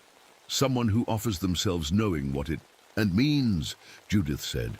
"The texts say the skin taker can only be truly bound by someone giving up what it wants most, skin freely given." That didn't sound good at all. But before we could ask more questions, I heard something outside. A car engine. I peeked through the curtains and felt my blood freeze. A park service truck was pulling up, and inside were Dr. Hoffman, Marcus, and Richard. All 3 had the same blank expression, the same unblinking stare. "They found us," I whispered. "We need to leave, now." We grabbed the ritual items and ran out the back door to my truck. As we drove away, I saw them enter Judith's house in my rear-view mirror. They moved together like they were all controlled by the same mind. How did they find us? Dr. Patel asked, her voice shaking. I looked down at my radio. They must have tracked the Park Service radio signal.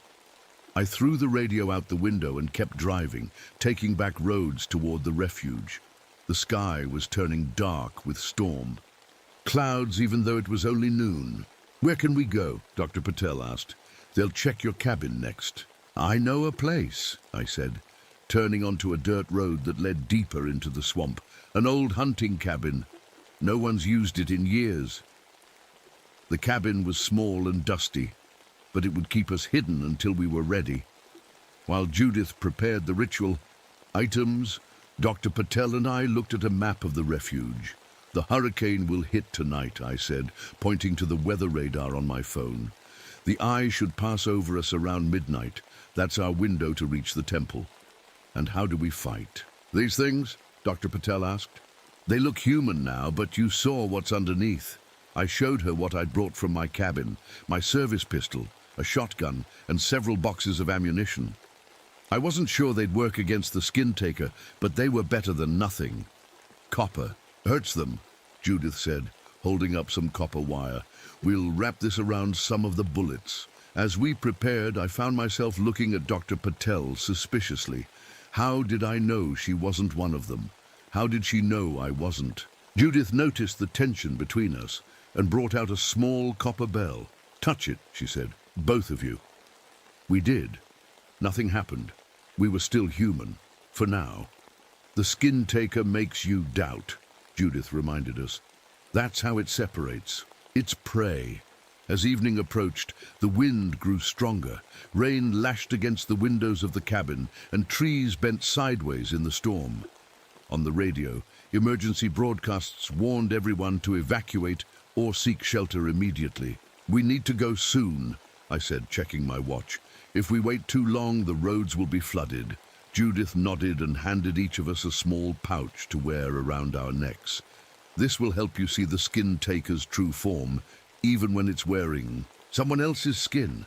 I opened mine and found a mixture of herbs, soil from the swamp, and what looked like a small piece of bone. What's this from? I asked, holding up the bone. Someone the skin taker took long ago, Judith said quietly. My grandmother's brother. As we loaded the truck, Judith pulled me aside. There's something I didn't tell the doctor, she whispered. About the sacrifice. I waited, feeling a knot form in my stomach. The one who performs the ritual. Who makes the sacrifice. She hesitated. They don't survive it, Ellie. I thought about all the people who would die if we failed. Not just in the refuge, but beyond. If the skin taker escaped the swamp, how many more would it take? I understand, I said. The rain was coming down in sheets now, and the wind was so strong it rocked the truck as we drove. Fallen trees and debris covered the road, making our progress slow. About a mile from the temple, we couldn't go any further. The road was completely flooded. We'll have to go on foot from here, I shouted over the storm. We got out, the wind nearly knocking us over. The water was already up to our ankles and rising fast. In the distance, lightning flashed, illuminating the temple. It stood like a dark shadow against the churning water, higher now than it had been before, as the ground around it flooded. As we struggled through the rising water, I heard something behind us, the sound of an airboat engine. They're coming, Dr. Patel shouted. Through the rain, I could see the airboat approaching, Dr. Hoffman at the controls, with Marcus and Richard beside him. But now they weren't bothering to act human. Their movements were jerky and wrong, their faces stretched into two wide smiles. Run, I yelled, pulling Judith and Dr. Patel toward the temple. We splashed through the deepening water, the temple still 100 yards away. The airboat was gaining on us. I turned and fired my shotgun, aiming for the engine. The shot hit something, and the airboat swerved wildly before continuing toward us. As we reached the edge of the temple grounds, the water was up to our waists. The stone structure rose up from the flood like an island. We need to get to the central chamber, Judith said, pointing to what looked like a doorway. That's where the ritual must be performed. Just as we reached the steps of the temple, I heard a splash behind us. The fake Dr. Hoffman had jumped from the airboat and was coming toward us, moving through the water with unnatural speed. "Go!" I shouted to Judith and Dr. Patel. "Get to the chamber, I'll hold them off." I raised my gun as the thing wearing Dr. Hoffman's face emerged from the water in front of me. It wasn't even trying to look human anymore. Its skin hung loose in places, and beneath it I could see something pale and glistening. "Hello, Ellie," it said. But the voice wasn't Dr. Hoffman's anymore. It was deeper, bubbling like it was speaking through water. "We've been waiting for you." Behind it, Marcus and Richard were approaching, their skin slipping off to reveal what was underneath. Creatures with too many eyes and limbs that bent the wrong way. The storm raged around us, but in that moment, all I could hear was the beautiful, terrible singing coming from deep beneath the temple.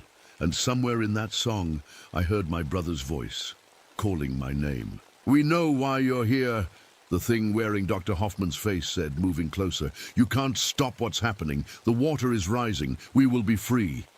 I fired my shotgun, hitting it square in the chest. It stumbled back, but didn't fall.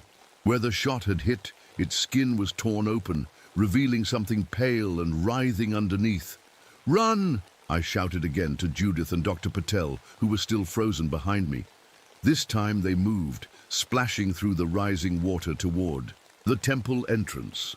The creatures that used to be Marcus and Richard were spreading out, trying to circle around me. I fired again, then turned and ran after the others. Inside the temple it was surprisingly dry. The ancient stones kept out most of the rain, but water was starting to seep in through cracks in the floor.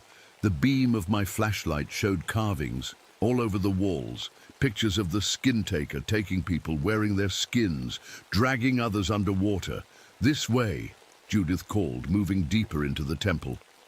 We followed her down a narrow hallway that led to a large circular room. In the center was a stone table, and behind it a deep pool of water that seemed to glow with a faint blue light. "The main chamber," Judith said. "This is where they made their offerings." Dr. Patel started setting up the ritual items on the table while I kept watch at the entrance. The storm was getting stronger. I could feel the whole temple shaking with each thunderclap. "Hurry," I said. "They're coming." Judith began the ritual, placing each item in a specific pattern on the stone table. She spoke words in a language I didn't understand, her voice growing stronger with each phrase. The water in the pool began to bubble and churn. "It's working," Dr. Patel whispered. Then I heard something splash in the hallway behind us. They were inside the temple now. "Keep going," I told Judith. "Don't stop no matter what happens." I aimed my gun at the hallway entrance, waiting. The splashing got louder, and then the thing that used to be Dr. Hoffman appeared, its shape changing as it moved. It was taller now, its arms too long, its face melting and reforming. "The seventh skin," it gurgled. "We need the seventh skin." I fired, but it dodged with impossible speed. Behind it, the fake Marcus and Richard appeared, their bodies twisted into new shapes. Dr. Patel grabbed a copper knife from the table and rushed forward to help me. She slashed at the Marcus thing, and where the copper touched, its skin sizzled and peeled back. The Dr. Hoffman thing lunged at me, knocking the gun from my hands.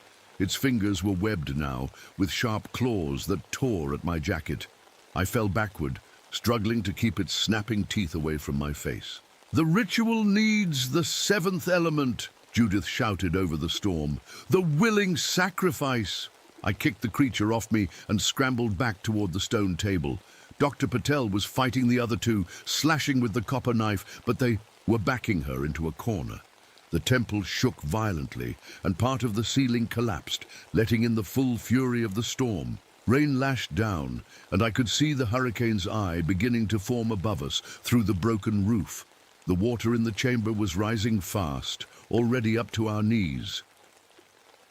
Judith had finished placing the 6 ritual items. All that remained was the 7th, the sacrifice. "It has to be now, Ellie," she said. her eyes meeting mine. The eye of the storm is passing over us. Before I could respond, the pool behind the stone table erupted. Something massive rose from the water, the true form of the skin taker. It was enormous, with dozens of limbs and a body that seemed to be made of transparent flesh. Inside, I could see organs and bones that weren't human. Its face was the worst part. 100 eyes of different colors, taken from its victims, all blinking at different times, and around its body hung skins, some ancient and preserved, others fresh. With horror, I recognized one of them, the weather-beaten face of Tom Bradley. The 3 smaller creatures stopped attacking and bowed their heads as the skin taker rose higher. In that moment, I knew what I had to do. I reached for my mother's cypress pendant, the one she said would protect me from swamp spirits, and pulled it from my neck. "Judith," I said, handing it to her, "it's the 7th element. My mother carved it from the same cypress tree where my brother drowned. It's been soaked in my family's tears. Will it work?" Judith looked at it, then at me, understanding in her eyes. "Yes, but there still needs to be a sacrifice." The skin taker was fully out of the water now, its limbs reaching for us. The smaller creatures moved aside, letting their master approach. Judith placed my pendant on the stone table with the other items and began the final words of the ritual. The items began to glow with a blue light, the same color as the bioluminescence I'd seen in the swamp. "What sacrifice?" Dr. Patel shouted, still holding the copper knife in front of her. "What does it need?" The skin taker let out a horrible sound, part scream, part song, and lunged toward the table, trying to stop the ritual. Without thinking, I threw myself between the creature and the table. Its limbs wrapped around me, cold and slippery. I could feel it trying to get under my skin, to take me like it had taken the others. "Ellie, no!" Dr. Patel screamed, but Judith kept chanting, her voice rising above the storm. The blue light grew brighter, enveloping the table, the ritual items, and then spreading outward. The skin taker screamed again, its grip on me tightening. I could feel my skin burning where it touched me, like it was trying to peel away from my body. Then I heard another voice, a child's voice, cutting through the chaos. "Ellie." Somehow in the mass of twisted limbs and stolen faces that made up the skin taker, I saw him. My brother Michael, his face preserved exactly as it had been the day he drowned. His skin was part of the creature now, had been for all these years. "Michael," I whispered. "Let go, Ellie," he said, his voice echoing strangely. "You couldn't save me then, but you can now." I understood then. This was the real sacrifice, not my life, but my guilt. I had carried it for so long, blamed myself for his death. The skin taker had fed on that guilt, used it to call to me. "I am sorry," I told Michael's face. "I'm so sorry I couldn't save you." "I know," he said, and his face seemed to smile. "Now, save everyone else." I reached out and touched his face one last time. As I did, the blue light from the ritual swept over us both. The skin taker let out a final, terrible scream. Its body began to twist and contort, the stolen skins peeling away. I saw faces from every age, ancient ones, modern ones, all its victims. Through the centuries, separating from its true form. The light grew so bright I had to close my eyes. I felt the creature's grip loosen, then release me completely. I fell into the rising water, gasping for breath. When I opened my eyes again, the skin taker was gone. In its place was a whirlpool of glowing blue water swirling down into the depths of the pool. The smaller creatures were being pulled in too, their borrowed forms dissolving as they went. "The ritual worked," Judith said, helping me to my feet. "The sacrifice was accepted. The temple was coming apart around us, stones falling. As the hurricane's full force returned, the eye had passed. We need to get out now," Dr. Patel shouted, already heading for the exit. We fought our way back through the temple as it collapsed behind us. Outside, the storm was at its worst, the wind so strong it almost knocked us off our feet. But the airboat was still there, its engine somehow still running. We climbed aboard, and I steered us away from the sinking temple. Behind us, the entire structure was disappearing beneath the rising floodwaters, taking the skin taker with it. As we sped through the storm toward higher ground, I looked back one last time. For just a moment, I thought I saw a small figure standing on the last visible part of the temple. A boy, raising his hand in farewell before the waters closed over everything. Then there was nothing but the storm, the rain, and the long path. Home. I don't remember much about the rest of that night. The storm was too loud, the wind too strong. Somehow we made it to higher ground, the airboat struggling against the hurricane winds. We found shelter in an old ranger station and waited out the worst of the storm. When morning came, the hurricane had passed, leaving destruction in its wake. Trees down everywhere, buildings damaged, the swamp overflowing its banks. But the sun was shining again like nothing had happened. The rescue teams found us that afternoon. We were all in bad shape. Cuts, bruises, and what the doctors later called exposure and shock. They took us to the hospital in town, where I spent 3 days drifting in and out of sleep, haunted by dreams of water and singing, when I was finally well enough to answer questions. The police and Park Service officials had plenty. What happened to Dr. Hoffman and the others? What were we doing at the temple during a hurricane? Why did we ignore evacuation orders? I told them as much of the truth as I thought they'd believe, that we'd discovered an ancient structure, that Dr. Hoffman had become obsessed with it, that Marcus and Richard had gone missing, that we'd tried to secure the site before the storm hit, but the temple had collapsed, probably burying the missing researchers. They didn't believe even that much. Not really. The storm had washed away most of the evidence.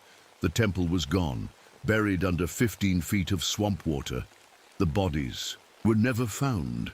Dr. Patel backed up my story at first, but I could see the doubt growing in her eyes as the days passed.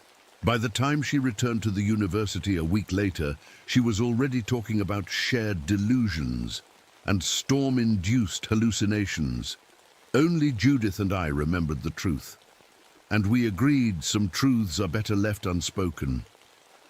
My official report mentioned only the temple discovery and its subsequent destruction by the hurricane. I included my sketches of the structure and notes about the carvings, but nothing about the skin taker or what lived beneath the water. The photographs Richard had taken all turned out blank. The water samples I'd collected had mysteriously evaporated from their sealed containers. The skin sample I'd found had decomposed into unidentifiable organic matter. Without evidence, the whole incident was labeled a tragedy caused by poor judgment during a natural disaster. 3 researchers lost, presumed dead. Case closed. I took a leave of absence from the Ranger Service after that. Spent some time with my parents, trying to find the words to tell them about Michael. In the end, I couldn't. Some wounds are too deep to reopen even for the truth. 6 months later, I returned to work. The swamp looked normal again. Water levels back to their usual height. Wildlife returned to their territories. To most people, everything was back to normal. But I noticed things now that I hadn't before. The way some people's reflections seemed slightly delayed in mirrors.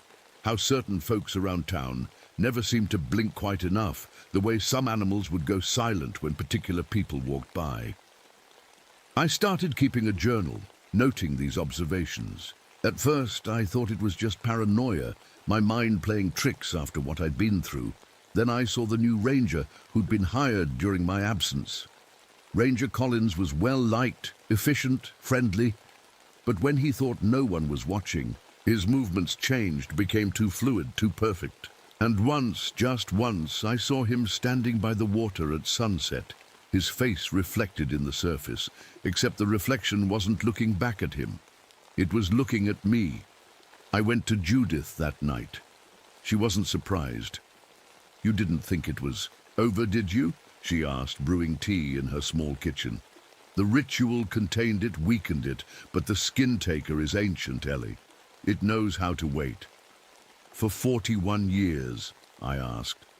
Until the next drought, she handed me a copper knife, similar to the one Dr. Patel had used. Keep this with you, she said, and keep watching. There are others like us in other places, people who know, who remember. We need to find them. I took the knife and added it to my ranger equipment. Then I started researching. Newspaper articles about missing persons near bodies of water. Reports of strange behavior following floods or droughts. Ancient legends from coastal communities around the world. A pattern emerged. Every 41 years, always the same cycle. Drought reveals, flood conceals, and in between people go missing, people change. I've been keeping track for 3 years now. Building a network of people who've seen things they can't explain. People who've lost loved ones to still waters. People who know there's something out there wearing human faces. Sometimes at night, I still hear the singing, beautiful and terrible, calling my name.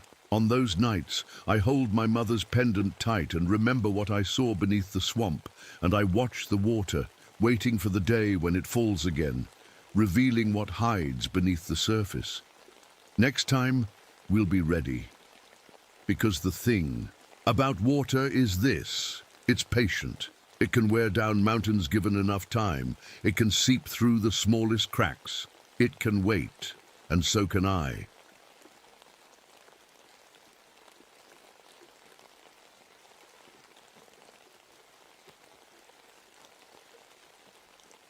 My name is Dan Nakamura, and I've been a park ranger here in Olympic National Park for almost 15 years. The forest has always been a part of me, even before I put on this uniform. This morning started like many others, a dawn patrol through the misty old-growth forest. The trees here are giants, some reaching over 200 feet tall. Their trunks are wider than my truck, and their roots spread out like sleeping monsters under the ground. But something wasn't right today. I was documenting a strange pattern of lightning strikes from last night's storm. 27 hits in a perfect circle, each one striking an ancient tree. I've never seen lightning behave like that in all my years here. As I walked through the grove, I noticed something else strange. New growth, bright green shoots and leaves, were sprouting everywhere. That wouldn't be unusual in spring, but these ancient trees don't usually sprout so quickly. Some of this growth looked like it happened overnight. Then I found it, a patch of soil darker and richer than anywhere else in the forest.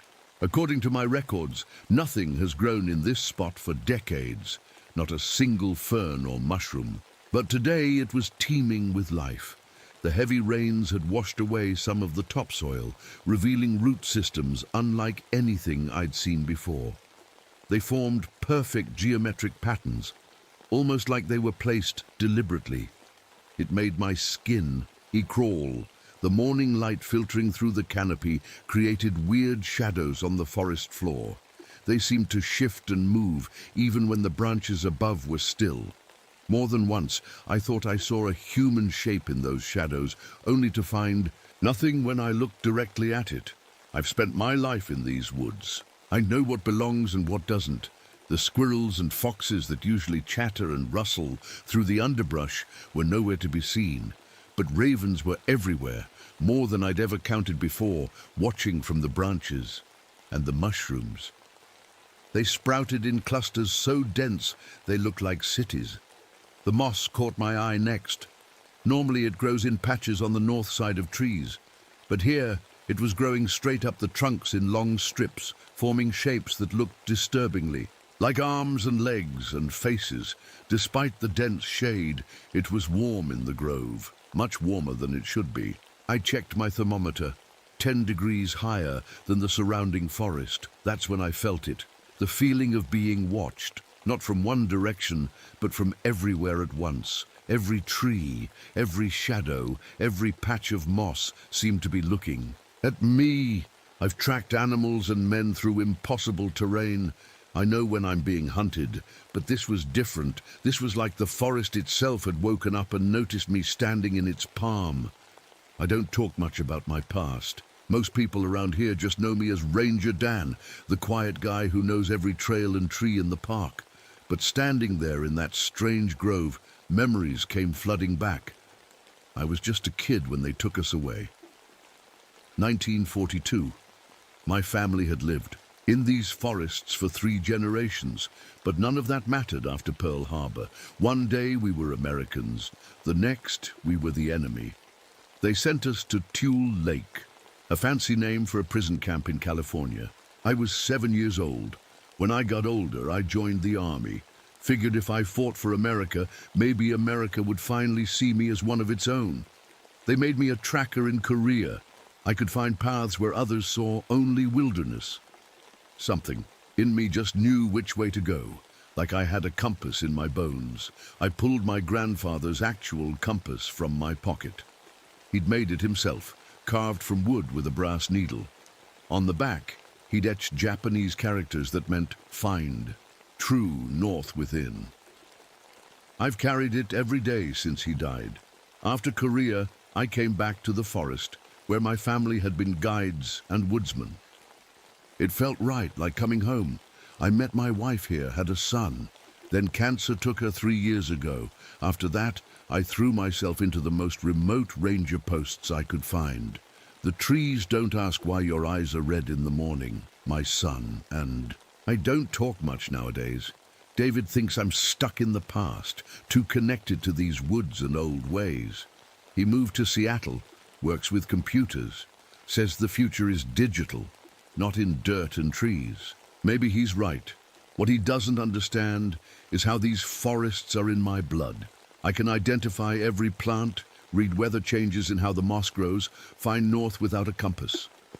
The other rangers joke that I'm part tree myself, my friend. Robert Hayes understands. He's a botanist from the university who studies these old growth ecosystems. We spend hours talking about how these ancient trees communicate through their roots, how a forest is really one giant living thing. As I stood there in that strange grove, another memory surfaced, one I usually keep buried. During the Korean War, I got separated from my unit in a dense forest. 6 days alone. When they found me, I was healthy, well-fed, with no memory of how I'd survived. Just flashes of dreams about trees moving in the moonlight, roots bringing water to my lips. I shook my head to clear it. Focus on the present, Dan. Something's not right in this grove, and I need to figure out what. I tucked my compass away and pulled out my notebook. Whatever was happening here needed to be documented. Little did I know I was about to find the first real evidence that my unease wasn't just imagination. I was taking notes when I spotted something bright red against the dark green of the forest. A backpack, the kind hikers use, but it wasn't on the ground. Somehow it was stuck halfway inside a tree trunk, about 20 feet up, not caught on branches or tossed there. It was like the tree had grown around it. I climbed up to check it. Out. The backpack was practically part of the tree now, with bark growing over the straps. But when I unzipped it, everything inside was perfectly fine. A water bottle, trail mix, a map, even a wallet with ID. Sarah Michaels, 27, from Portland. She'd been reported missing 3 weeks ago. Back in my truck, I looked through the photos I'd taken of the lightning strikes. When I developed them later that day, each picture of the grove showed strange streaks of light that hadn't been visible to my naked eye. Just in the photos of that specific area, nowhere else. The next morning, I returned with proper climbing gear to retrieve the backpack. That's when I noticed my compass wasn't working. The needle just spun in circles or sometimes pointed directly toward the center of the grove, no matter which way I turned. As I was examining the trees struck by lightning, I noticed they were leaking a strange substance. Not just regular sap. This was thicker, amber-colored, but with a reddish tint. It felt warm to the touch, almost like blood mixed with tree resin. Then I found the fox. At first, I thought it was dead, somehow shoved into a hollow in a tree trunk. But when I got closer, I saw its chest moving. It was alive, breathing, eyes alert and watching me. But the tree had somehow grown around its back legs. When I tried to free it, the bark seemed to tighten. The fox didn't make a sound, just watched me with knowing eyes. I marked the spot and decided to bring Dr. Hayes to see it. This was beyond my understanding. That's when the strangest thing happened. I checked my watch as I entered the grove. It was 9:12 a.m. I remember specifically because I had a meeting with the head ranger at 2 Mile. I walked toward the center of the grove, making notes. The next thing I knew, the forest was bathed in orange light. Sunset. My watch read 6:47 p.m. Nearly 10 hours had passed and I had no memory of it. My notebook had no new entries. My water bottle was full. It was as if I'd just blinked and lost an entire day. Disoriented, I pulled out an old survey map of the grove and compared it to my current GPS readings. The trees weren't where they should be. Not by a little, by dozens of yards in some cases, as if they had moved. That night in my cabin, I called Dr. Hayes. "Bob, I need you to run some tests on a sample I collected," I said, trying to keep my voice steady. "There's something in the old grove that doesn't make sense." "What kind of sample?" he asked. "I'm not sure how to describe it," I said honestly. "It's from a tree, but it's not just sap." 3 days later, Hayes called back, his voice tense. "Dan, this sample, it's not possible. The cellular structure shows plant cells, yes, but intermixed with what appears to be animal tissue. I've never seen anything like it. Where exactly? Did you find this?" Before I could answer, the radio on my desk crackled to life. "Ranger Nakamura, come in." It was dispatch. "We've got another missing persons report. 3rd hiking group in the same area this month. Search and rescue is mobilizing. They need your expertise on the terrain." I looked at my map, already knowing which trail they'd been on, the one that passed right through that ancient grove. "I'll head out now," I responded, a knot forming in my stomach. Something told me we wouldn't find them, not in any way we'd recognize. The Forest Service took the disappearances seriously after the 3rd group went missing. They sent in a special team to investigate. I met them at the ranger station on a foggy Monday morning. Thomas Reynolds was in charge, tall by the book with a skeptical frown that said he didn't believe in anything he couldn't touch. Karen Wilcox was their biologist, quiet and methodical, with quick eyes that noticed everything. Frank Martinez handled search and rescue operations, built like a tree himself with 20 years of experience finding lost hikers. Lisa Chen was the geological surveyor, young but smart, with equipment I'd never seen before. "Ranger Nakamura," Thomas said, not offering his hand. "We'll need you to guide us to the exact locations of the disappearances." I nodded. "Most of them center around the old growth grove about 3 miles in. But I should warn you, we'll form our own conclusions," Thomas cut me off. "We're setting up a research camp at the perimeter of the area." By noon, they had a small village of tents and equipment surrounding the grove. I watched Lisa set up her ground-penetrating radar while Karen collected plant samples. "These leaves show unusual cellular activity," Karen said that evening, looking up from her portable microscope.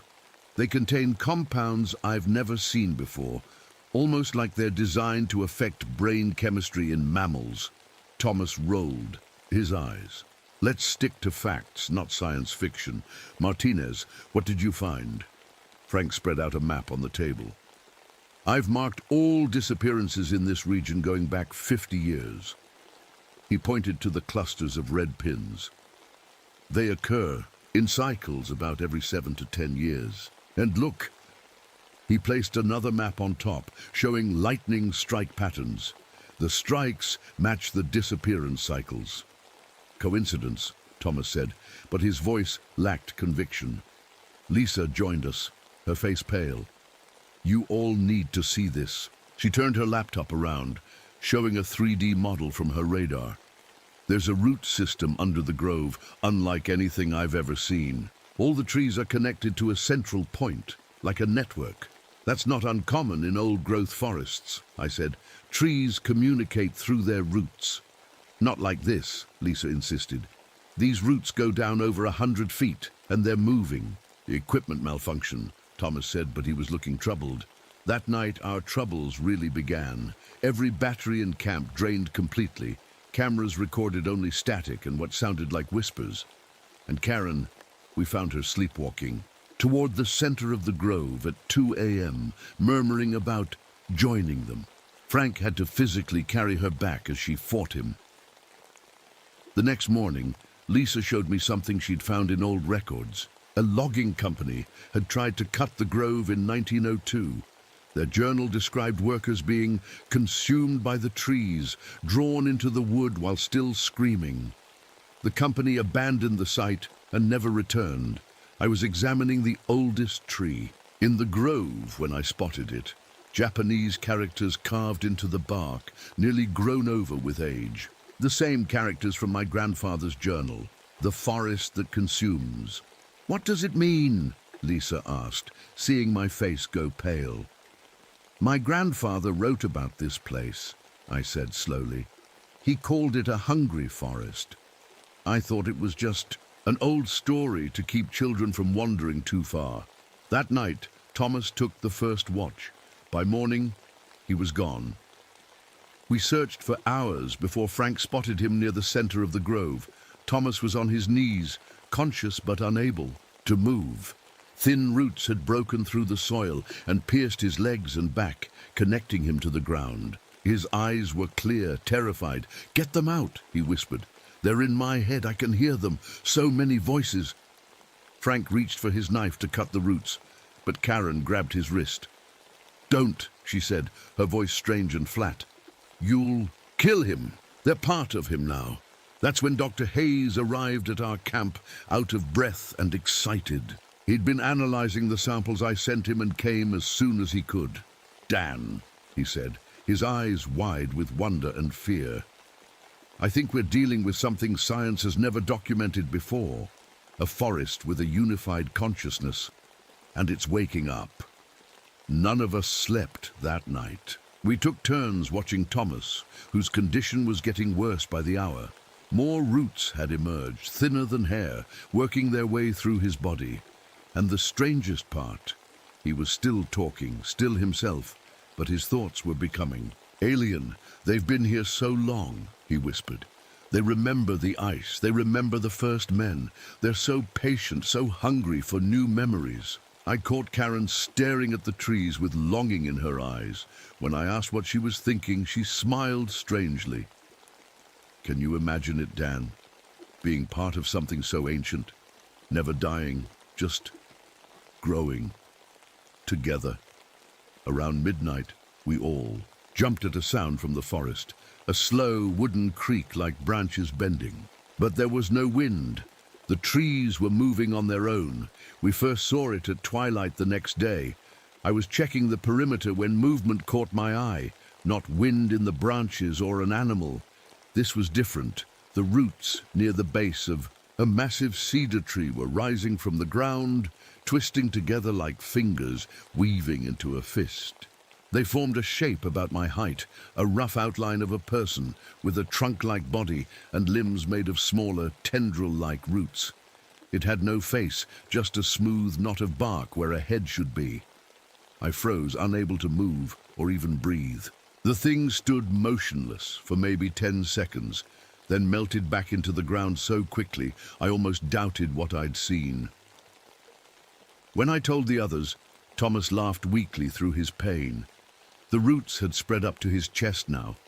"I see them all the time now," he whispered. "When you're not looking, they're curious about us." Karen spent hours studying the patterns the moving branches made. "They're trying to communicate," she insisted, pointing to her notebook where she'd drawn repeating shapes. "It's a language." Frank thought we were all going crazy until he checked the camera footage that night. The cameras showed what my eyes had seen, root systems rising into humanoid shapes, moving between trees, sometimes splitting into smaller versions of themselves. But when we looked at the same spots in person, we saw only shadows and normal forest floor. It's like they exist just outside what we can perceive, Lisa said, but the cameras catch them. The next morning, Dr. Hayes came back with more equipment. His face was gaunt, and I noticed he winced when he moved. Cancer, he admitted. When I asked if he was okay, terminal, 6 months, maybe less. He looked at the trees with a strange expression. That's why I'm so interested in what's happening here, Dan. These trees, they preserve things. He showed us slides of cells from the samples I'd collected. These are human cells, perfectly preserved inside tree tissue. Some of them are over 100 years old, but they're still alive, still thinking. That night, Karen woke up screaming. She said she'd breathed in some spores while collecting samples, and now she could feel the entity moving, could sense its intentions. It's ancient, she gasped, older than the trees themselves. It's been sleeping, dormant, but our presence is waking it up.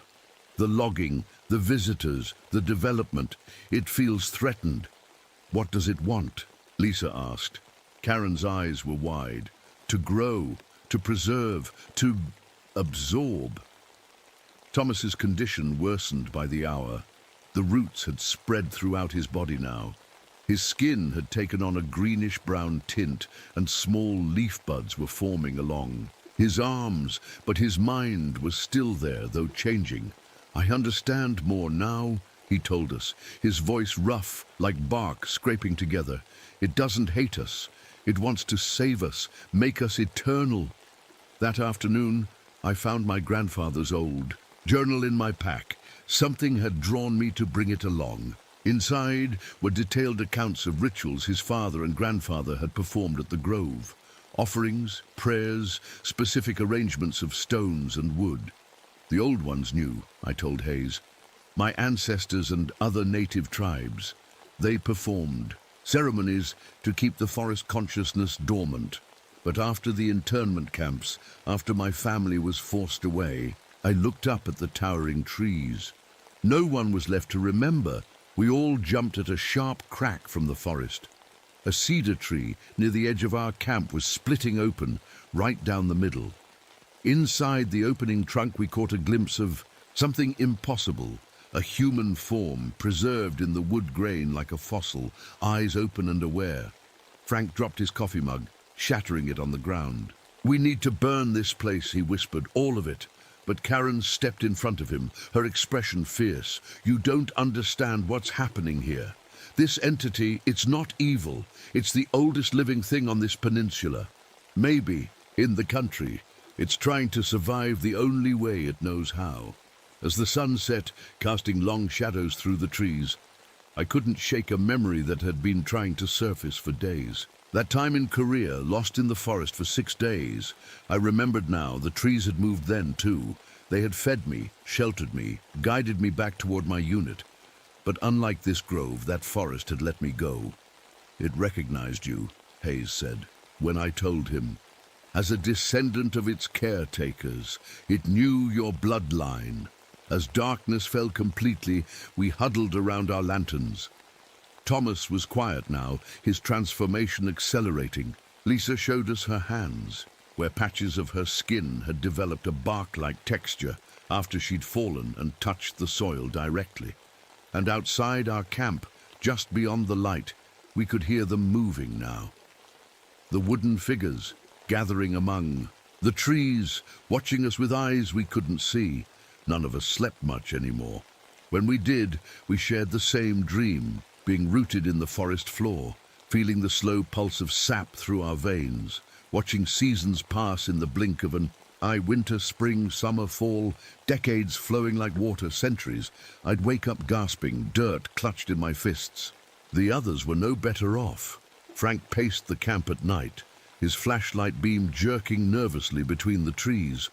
During the day, he made phone calls, trying to get permission to bring in heavy equipment.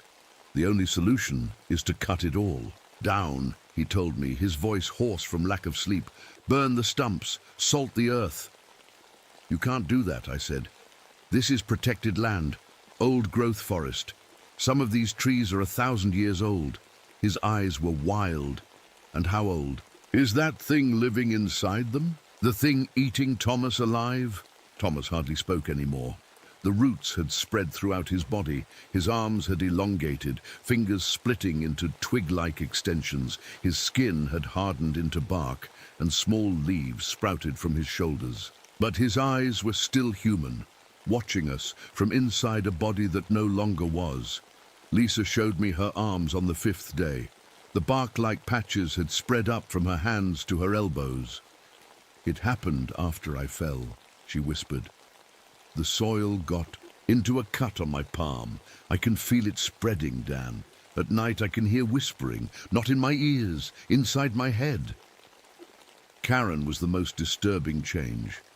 She'd stopped trying to leave the grove entirely. She spent her days wandering among the trees, touching them, speaking to them in low tones. When she returned to camp, she spoke of the entity like it was a god. It's offering us immortality, she told me, her eyes feverish. Don't you understand? We could join with it, become part of something that will live for thousands of years. No more pain, no more loneliness, just togetherness. Dr. Hayes watched her with understanding. The pain of his cancer was getting worse, and I caught him looking at the trees with longing. Maybe she's right, he said to me one evening. I'm dying anyway, Dan. Months of pain, hospitals, machines, or I could be part of something eternal. I found myself remembering more about those 6 days in Korea. The forest there had been different, younger, less powerful. It had touched my mind but not changed it. This grove was stronger, hungrier. Walking through the grove with Hayes, we discovered the truth about the missing hikers. They were still here, all of them. We found them embedded in trees throughout the forest in various stages of transformation. Some were recent, still mostly human, but with roots growing through their limbs. Others were ancient, barely recognizable as human at all, just faces pressed against the inner bark of massive trees. All of them conscious, all of them watching. My God, Hayes whispered, some of these are hundreds of years old. I remembered the logging company records from 1902. How many others had the forest taken over the centuries? Back at camp, Lisa had completed her mapping of the grove. Her hands shook as she showed us the results. The grove is expanding, she said. It's grown 17 feet in all directions since we started measuring 5 days ago. At this rate, she didn't finish the sentence. She didn't have to. The forest was waking up, growing, hungry. And directly in its path lay the main tourist areas of the park, then small towns beyond. That evening, I found a hidden compartment in my grandfather's compass.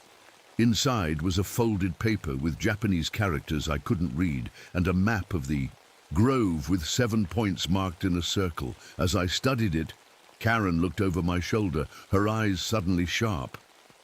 I can read that now, she said, pointing to the Japanese characters. It says 7 anchors to bind the walker. How can you read Japanese? I asked, moving away from her slightly. She smiled, and I noticed fine root-like lines spreading from her pupils. I can't, but it can. That night we were awakened by Frank shouting. He stood at the edge of camp, his flashlight illuminating the forest edge. The trees were visibly closer than they had been the day before. Roots snaked along the ground toward our tents. The grove was coming for us. The next morning, my hands trembled as I carefully unfolded my grandfather's journal. Pages yellowed with age revealed secrets my family had kept for generations. Every 60 years, I read aloud to the others, when the autumn star aligns with the mountain peak, the grove walker awakens. I turned the brittle page. My father taught me, as his father taught him, how to speak to the Ancient One, how to offer the 7 anchors that will return it to its sleep. Hayes leaned in closer, wincing with pain. 7 anchors. What does that mean? I kept reading. translating the mix of Japanese and English as best I could. The Grove Walker is not evil. It is the memory keeper of the forest. It preserves all. It touches, holding their knowledge for eternity. Lisa looked up from her maps. That's why it's absorbing people, to preserve them. I nodded slowly. According to my grandfather, the entity doesn't understand that what it's doing hurts us. It's trying to save us in its way, but it needs willing anchors to complete its cycle and return to dormancy. Willing sacrifices, you mean? Frank spat, pacing the edge of our camp. He'd strung up ropes with cans attached as an alarm system, like we were in a war zone. Thomas made a rough sound from where he sat, now more tree than human. Karen went to him, placing her hand on his bark-like shoulder. "He wants to speak," she said. Her role as translator had become more pronounced as Thomas lost the ability to talk normally. Thomas's wooden lips barely moved, but Karen nodded as if hearing him clearly. "He says the entity is ancient, from a time before humans walked these lands," she relayed. "It evolved to preserve the forest's knowledge through long ice ages and fires. When humans arrived, it discovered our minds were delicious to it, rich with memories and emotions it had never experienced. So it started collecting people," Hayes said, "like pressing flowers in a book." Karen nodded. "But it doesn't want to spread endlessly. It just needs enough anchors to satisfy its hunger. Then it can sleep again." 7, I said, looking back at my grandfather's map. "It needs 7 willing sacrifices to bind it for another 60 years. Frank laughed bitterly. "And who's going to volunteer for that?" Hayes raised his hand. "I will," he said quietly. We all stared at him. "I'm dying anyway. Painful, ugly death from cancer, or becoming part of something eternal." He looked around at the ancient trees. "Besides, think what we could learn. I could observe from the inside, maybe find a way to communicate." I realized he'd been considering this for days. Lisa had been studying the soil samples from different parts of the grove.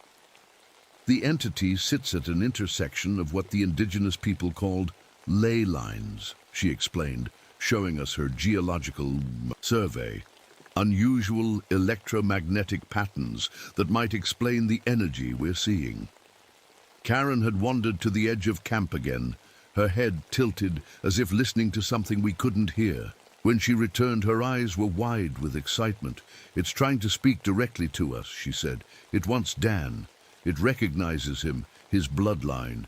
His grandfather was the last keeper, the one who knew how to communicate with it." "My grandfather?" I said, surprised. "But he never told me." "Some knowledge is passed only when needed," Karen said, but it wasn't her voice anymore. It was deeper, slower, like wood creaking in wind. "He expected to return after the war, but men with guns took him away." A chill ran down my spine. The entity was speaking through her now. "The hunger woke us," Karen continued in that strange voice. "Forest dying, cousins cut down, no keeper to sing the sleeping songs." She blinked, and for a moment her eyes appeared to be made of swirling wooden patterns. "We need willing guardians, 7 to anchor us, 7 to join the root mind."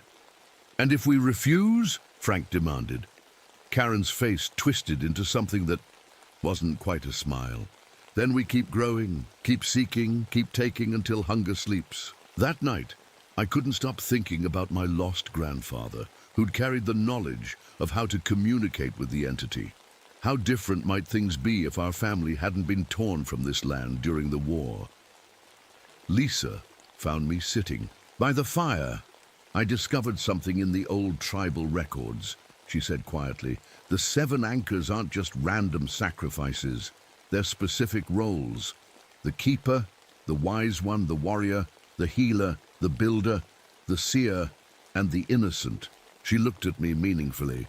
7 aspects of humanity the entity needs to understand before it can rest. I looked around our small group, a park ranger descended from traditional keepers, a dying scientist, a hardened search and rescue expert, a geologist, a biologist who could now communicate with the entity. It chose us, I realized. It's been drawing us here all along. Morning came with heavy fog clinging to the trees. We gathered around the small camp stove, clutching coffee mugs with tired hands. We have two choices, I said, looking at each face in turn. Try to destroy the entity or re-establish the pact my ancestors made with it. Frank's jaw tightened. You know where I stand? This thing is dangerous. So is a forest fire, Hayes countered, or a chainsaw in the wrong hands. But we don't destroy an entire ecosystem because it's dangerous. I spread out my grandfather's map on the folding table. The ritual requires 7 anchor points around the grove, each with a specific offering, and 7 people to become permanent. In parts of the grove, Lisa added quietly. The weight of that hung in the air between us. Karen, who'd been silent all morning, suddenly spoke. I've been working on something. She pulled out a notebook filled with strange symbols. Using what the entity has shown me, I think we can communicate with it more directly. She explained her system. Combinations of light patterns using our flashlights, sounds made by striking specific trees, and a paste she'd made from grove. Plants that, when burned, released a chemical signal the entity could understand. Hayes volunteered to test the communication method. I'm already committed to being the first anchor, he said. His face was grey with pain, but his eyes were clear. The wise one, according to the ritual. Thomas, barely able to move now, made a rasping sound. He says he'll be the second, Karen translated. The warrior. He's fought it as long as he could. Now he'll fight for it. I felt a responsibility settling on my shoulders, heavier than any backpack I'd ever carried. I'll be the keeper, I said, like my grandfather before me. We spent the day preparing. Lisa created a detailed map showing the entity's route network, marking vulnerable points in case our negotiations failed. If we need to stop it from spreading, copper barriers driven deep into the ground here, and here would sever the main connections, she explained. Karen worked with Hayes to refine the communication signals. By noon, they could reliably get simple responses from the entity, movements of branches or roots that answered yes, no questions. I studied my grandfather's ritual instructions, gathering the items needed, specific stones, wood carvings, and plants placed at each anchor, point around the grove. The pattern created a boundary the entity couldn't cross, if properly maintained. Frank watched all this with growing unease. Several times I caught him on his satellite phone, speaking in hushed tones. I tried to include him in our plans, but he kept his distance. Frank, I finally said, we need you for this to work. According to the ritual, you'd be the builder. He stared at me for a long moment. I'm building something all right, he said cryptically. An insurance policy. He walked away before I could ask what he meant. As evening approached, we gathered for a final meal before beginning the ritual at midnight. The tension was thick enough to cut with a knife. Lisa showed signs of spreading transformation. The bark-like patches had reached her shoulders, and small rootlets occasionally emerged from her fingertips, then retreated. I'll be the 4th anchor, she said, voice steady despite her fear. The one who understands Earth. Karen had stopped pretending to be fully human. Thin vines grew through her hair like living braids, and her eyes had taken on the swirling pattern of wood grain. I'm the seer now, she said simply. The one who sees both worlds. We still needed 2 more anchors, the healer and the innocent. I worried we wouldn't complete the ritual in time. Hayes suddenly doubled over in pain, coughing up dark fluid specked with what looked like pine needles. It's time, he gasped. I can't wait until midnight. We helped him to the center of the grove, to a clearing where the soil was darkest. Karen burned her plant mixture, releasing sweet-smelling smoke, and used our signal system to tell the entity we were ready to begin. The ground trembled slightly. Roots emerged, twisting upward into a chair-like shape. Hayes sat in it without hesitation, closing his eyes as the roots began to slowly wrap around his legs. "It doesn't hurt," he said, sounding surprised. "It feels like coming home." We watched in silent awe as Hayes's transformation began, much faster than Thomas's had been. The roots moved through his body like water soaking into paper. Within minutes, his skin took on the texture of young bark, but his eyes remained clear, alert. "I can feel it," he whispered. "The entity. It's so vast, so old. It's..." He stopped, eyes widening. "Others. I can feel the others who came before, hundreds of them, their memories preserved." As darkness fell completely, Hayes was almost fully absorbed, becoming part of a new tree growing unnaturally fast at the grove's center. Thomas was brought next, his already transformed body merging easily with the waiting roots. I set the first boundary marker, a stone carved with my family's symbol, at the southernmost point of the circle. The entity responded immediately. The trees within the circle seemed to relax, their threatening posture easing. As I returned to camp to get the second marker, I heard engines in the distance. Frank was gone. "He's betrayed us," Karen said, her voice like rustling leaves. "He's brought people to destroy the grove." A cold dread settled in my stomach. I knew what was coming, and I knew we were running out of time. The night sky lit up with an intense lightning storm, unlike anything I'd seen before. Purple-white bolts struck trees around the grove in rapid succession, exactly 27 strikes, the same circular pattern I documented when this all began. I could hear engines getting closer, shouting voices. The smell of gasoline carried on the wind. "Frank's brought a logging crew," I told Karen and Lisa, "with flamethrowers." Karen's eyes went wide. "The entity is fully awake now. If threatened, it will defend itself. People will die." "We need to complete the ritual," I said firmly. "It's our only chance to put the entity back to sleep before this gets ugly." Lisa nodded, the bark patches on her skin cracking as she moved. "I'll place the northern marker." As she walked toward the edge of the grove, I saw the first beams of flashlights penetrating the forest. Men's voices called to each other, the mechanical growl of chainsaws being tested. Karen suddenly gasped, clutching her chest. "It's calling me," she whispered. "It needs the seer now." Before I could stop her, she ran toward the center of the grove, where Hayes and Thomas had already merged with the growing mass of roots and branches. The entity was taking shape now, a massive humanoid form made of intertwined living wood, rising 30 feet tall at the center of the grove. Karen didn't hesitate. She walked straight into its embrace, the branches enfolding her. I heard her sigh with relief as the roots pierced her body, drawing her into the collective. Now I was alone, with Lisa somewhere in the darkness placing markers, and Frank's logging crew closing in. I ran to place the eastern marker, my grandfather's. The compass clutched tightly in my hand. The metal needle spun wildly as I approached the spot indicated on the map. I set the carved stone in place, feeling the ground vibrate beneath my feet in response.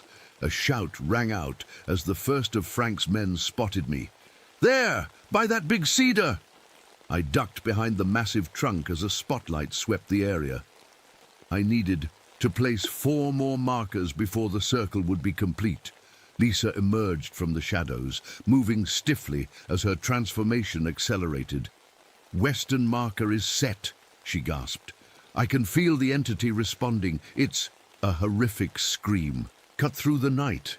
One of the loggers had ventured too close to the awakened grove. Massive roots had erupted from the ground, wrapping around his legs and torso. His companions backed away in terror as he was rapidly pulled underground. "It's defending itself," Lisa whispered. Frank's voice bellowed from the darkness. "Light it up, burn it all." The first flames licked at the outer trees as men with flamethrowers began their attack. The entity responded immediately. The entire grove seemed to come alive at once, branches whipping down to grab men, roots erupting, to trip those who tried to run. The massive central figure split into smaller versions of itself, humanoid shapes of living wood stalking between trees with terrifying speed. Lisa grabbed my arm, her fingers now completely transformed into wooden tendrils. "I have to join now," she said urgently. "The builder and the innocent, we still need them or the circle won't hold." I watched helplessly as she staggered toward the center, the forest parting to let her pass. The entity welcomed her into itself, her body merging with the living wood. Of its form, men screamed as they were caught by the entity's smaller forms. Some were killed outright, crushed by massive wooden fists.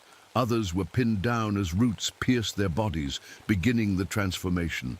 I sprinted through the chaos to place the fourth marker, barely avoiding a grasping branch that snapped at my heels. As I set the stone in place, I felt the energy of the circle strengthening, a vibration in the air like a low hum. Frank appeared suddenly, face streaked with dirt and blood, eyes wild with fear and rage. "What have you done, Dan?" he shouted. Over the noise of men screaming and trees cracking. "What have you unleashed?" "I'm trying to put it back to sleep," I yelled back. "But the circle needs 7 anchors. We only have 4. A logger ran past us, fleeing from one of the wooden figures. It caught him with a branch-like arm, lifting him off the ground. Frank raised his flamethrower, but I knocked his arm aside. "Fire just makes it angry. It's protecting itself." "Then how do we stop it?" Frank demanded. I held up my grandfather's map. 2 more markers, then a final anchor at the center. "The keeper, that's me, has to complete the ritual." The look in Frank's eyes changed. "You're going to join that thing? Become like Hayes and the others?" I nodded grimly. "It's the only way to put it back to sleep." Frank stared at the chaos. Around us, men being absorbed into trees, others fleeing in terror, fires spreading despite the entity's attempts to smother them. "I'll place the last 2 markers," he said finally. "You prepare whatever you need to do at the center." I handed him the carved stones and watched as he sprinted toward the 5th position. The entity seemed to sense our plan. The attacks on the remaining loggers slowed as its attention turned to us. I made my way toward the center of the grove, where the massive wooden figure towered above the trees. As I approached, I could see Hayes, Thomas, Karen, and Lisa. There, faces visible within the wooden mass, eyes open and aware. "We're waiting for you, Dan." Hayes's voice came from the entity, though his lips didn't move. "But we still need the innocent and the builder." "Frank is placing the final markers," I said, "but I don't know who." A scream of pain came from behind me. I turned to see Frank pinned against a tree. A branch pierced through his shoulder. Blood soaked his shirt. "Frank!" I ran to him. The entity had him firmly trapped, but hadn't begun absorbing him. Frank's face was pale with pain. "6th marker is placed," he gasped. "Couldn't reach the last one." I looked at the blood dripping from his wound. "The healer," I realized. "The entity wants you as the healer," Frank laughed bitterly. "I've spent my life finding lost people, saving them from the wilderness. I guess that counts." The branch pinning him began to change, sprouting smaller tendrils that worked their way into his wound. Frank groaned as the transformation began. "The final marker," I urged. "Where is it?" Frank nodded toward his pocket. I reached in and pulled out the last carved stone. "Innocent," he whispered as the wood began to spread through his body. "We need the innocent, someone untouched by hatred or fear of the forest." I looked around desperately. The remaining loggers had fled. There was no one left but me. A sound broke through the chaos, a voice calling my name. I turned to see a figure emerging from the trees. My son, David. Somehow, impossibly, he was here. "Dad!" he called, stumbling through the underbrush. "What's happening? I had these dreams. I felt like I needed to come find you." I stared in shock. "David, how did you even find this place?" He touched his chest. "I just knew, like something was pulling me here."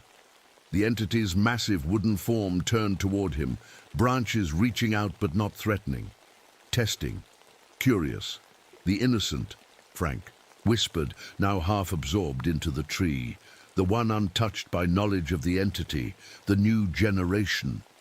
I looked at my son, the boy who'd rejected the forest, who'd moved to the city, who knew nothing of our family's ancient pact with this place. Yet somehow the entity had called him here. David, I said carefully, I need your help. This forest, it's alive, more alive than you can imagine, and it needs us to help it go back to sleep. To my surprise, he nodded. I know, Dad. I've been dreaming about it for weeks. Trees talking to me, roots growing under my apartment. I thought I was going crazy. I handed him the final marker. Place this at the northwest corner of the grove, then come to the center. Can you do that? David took the stone, looking at the ancient symbols carved into it. Grandfather's work, he said, recognizing it somehow. Then he vanished into the trees. I turned back to the center, drawing my grandfather's compass from my pocket. The needle now pointed steadily at the massive entity waiting there, its wooden faces watching me. I knew what I had to do. The needle of my grandfather's compass pointed steady and true toward the center of the grove, where the massive wooden figure waited. I walked forward, each step feeling heavier than the last. The faces of Hayes, Thomas, Karen, and Lisa watched me from within the wooden mass. Frank was almost fully absorbed now, only his face still visible in the trunk of a massive cedar. Dan. Hayes' voice came from everywhere and nowhere. The circle is nearly complete. We can feel it. The storm above intensified, lightning striking the trees around us in a perfect ring. The ground trembled beneath my feet. I reached the center and looked up at the towering form of the Grove Walker. Up close, I could see it wasn't just made of wood and roots. There were other faces embedded in its mass, dozens of them. Some fresh, some ancient features almost worn away by time, all the people it had taken over the centuries. I know what you are now, I said to it. You're the memory of this forest, its defense against time and destruction. A low rumble passed through the ground, almost like a purr of acknowledgement. My family was meant to keep you sleeping, to maintain the balance, but we were taken away. I touched the rough wooden surface. I'm sorry, but I'm here now. David appeared at the edge of the clearing, breathing hard. The stone is placed, he called. I felt something when I set it down, like electricity running through the ground. The circle was nearly complete. 6 anchors, 6 stones, all that remained was for me, the keeper, to join with the entity and close the loop. I turned to my son. David, there's something you need to know. Our family has a connection to this forest that goes back generations. We were its keepers, its protectors. I know, Dad, he said, surprising me. Grandfather told me before he died. What? But you were just a child, David nodded. He said someday I might hear the forest calling me, that when that day came, I should find you. The entity's massive form shifted, branches creaking as it leaned down toward us. A face formed in its center, not one of the absorbed humans, but a new face made of twisted bark and leaves. Keeper, it spoke, a voice like wind through ancient trees. The circle waits. I looked at my son, suddenly understanding. David, after I join with the entity, you'll need to maintain the circle. Place the offerings every season. Speak the words my grandfather taught you. You're not coming back? His voice cracked. I'll always be here, I said, touching his shoulder. Part of the forest you always claimed to hate. He smiled sadly. I never hated it. I was just afraid of loving it as much as you did, of being defined by it. The entity waited patiently as I embraced my son one last time. Then I stepped back and drew my knife. The final binding requires blood from the keeper, I explained, cutting my palm. Freely given. I pressed my bleeding hand against the entity's wooden core. The effect was immediate. Roots burst from the ground around my feet, wrapping around my legs and climbing upward. Unlike the violently captured loggers, I felt no pain, only a strange warmth spreading through my body. Maintain the circle, David. I said as the roots worked their way around my torso. The storms will come again in 60 years. Before then, you must find the next keeper to take your place. The entity's consciousness began to blend with mine. I could feel the others. Hayes's brilliant analytical mind, Karen's empathic sensitivity, Thomas's steadfast strength, Lisa's deep connection to the earth, Frank's protective instincts, and beyond them, dozens more stretching back centuries. It doesn't hurt, I told David as the transformation accelerated. It feels like coming home. The bark spread across my skin, replacing it inch by inch. I could feel my consciousness expanding, touching every tree in the grove, every root, every leaf. I could feel the birds nesting in the branches, the insects in the soil, the fungi spreading their networks between roots. David watched, tears streaming down his face as I was absorbed into the entity. But he didn't run. He stood his ground, accepting his new role. As the last of my human form merged with the wooden mass, the entity began to change. The massive humanoid shape sank back into the earth. The separate wooden figures throughout the grove melted back into the soil. The circle of stones hummed with energy, containing and binding the entity's consciousness. The grove walker was returning to sleep. My last human sight was of David placing his hand on the tree I was becoming, his lips moving in the ancient words. My grandfather had somehow taught him. Then my perspective shifted. I was no longer a man looking out at the world. I was the forest itself, ancient, patient, alive in ways humans can barely comprehend. And as the entity slumbered once more, I settled in to watch over my son and the forest for the next 60 years. Dawn broke over the grove, sunlight filtering through leaves that no longer moved with unnatural purpose. The storm had passed, leaving behind a forest that looked just like any other to the untrained eye. But David knew better. The Park Service investigation team arrived by helicopter around noon, setting up a perimeter around what they called the burn site. They asked the same questions over and over. What happened to the logging crew? Where were the missing researchers? How did the fire start? David gave them the answers his father had prepared him to give. Lightning strike, he said, his face convincingly weary, started a forest fire. The research team evacuated, but some of the loggers who came to help create a firebreak got trapped. My father led me in to look for survivors, but we were too late. They searched for bodies, of course. Found nothing but scorch marks and odd growth patterns they attributed to the fire's heat. 2 days later, they packed up and left. David returned to the grove alone that evening. He walked to its center, where a new tree stood, one that hadn't been there before. Its bark was smooth and dark, except for a section that looked almost like a man's face. "Hi, Dad," he said quietly, touching the bark. The branches above him swayed slightly, though there was no wind. In the months that followed, David quit his tech job in Seattle and applied to become a park ranger. No one questioned his qualifications. He seemed to know the forest better than people who'd worked there for decades. He established a special conservation area around the grove, citing unique ecological importance. Then he built a small cabin at its edge, just like his grandfather had once done. The forest thrived under his care. The hikers returned, walking trails that somehow never led them too deep into the grove. Those who did wander off track found themselves gently but firmly guided back to the main paths by fallen logs, dense underbrush, or the inexplicable feeling that they should turn around. Occasionally, someone would mention hearing whispers among the trees or seeing shapes moving. Just at the edge of vision, David would nod understandingly and suggest they might be experiencing the forest magic that made this place special.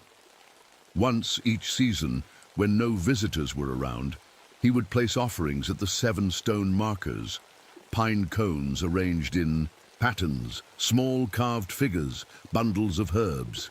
He would speak the words his grandfather had taught him, maintaining the ancient pact. Dr. Hayes's university established a research station near the grove's edge. They discovered remarkable compounds. In the plants there, medicines that could ease pain or speed healing. David made sure they never sampled too deeply or disturbed certain areas. The entity slept, its hunger satisfied by the 7 anchors who had given themselves willingly. But sometimes, during full moons or powerful storms, David could feel it, stirring. On those nights, he would sit by his father's tree telling stories of the outside world to the faces in the bark. "I met someone," he told the tree one autumn evening. "Her name is May. She's a botanist. She understands about this place somehow. I think you'd like her." The branches creaked in what might have been approval. 3 years after the incident, a young ranger transferred to the park. She came to David immediately, drawn by dreams of roots and ancient trees. She had Skokomish tribal ancestry and spoke of old stories about the forest that remembers. David recognized the signs. She would be part of the next circle, 60 years from now. He began teaching her what his father had taught him. Occasionally, a hiker would disappear near the grove, despite David's careful management of the trails. The searchers would find nothing. David would join the teams, guide them away from certain areas, knowing exactly what had happened. The forest needed to feed now and then, not often, just enough to keep the older, deeper hunger at bay until the next cycle. At night, in his dreams, David walked among the consciousness of those the forest had taken. His father was there, and Hayes, and the others from that fateful night. But also people from centuries past, trappers and loggers, indigenous hunters, lost travelers, all preserved, their memories and knowledge intact, sharing the collective mind of the ancient grove. They weren't suffering. They had become something greater than human, part of an ancient consciousness that remembered the ice ages, that had watched civilizations rise and fall, that would endure long after cities crumbled. 20 years later, David stood at the edge of the grove with his teenage daughter, Sarah. Her eyes, so like his father's, watched the trees with understanding beyond her years. "It's time you learned about your grandfather," he told her, taking her hand and leading her toward the center of the grove, where the circle of stones remained, hidden beneath moss and ferns, but still humming with ancient power. The branches above them swayed in greeting, though there was no wind.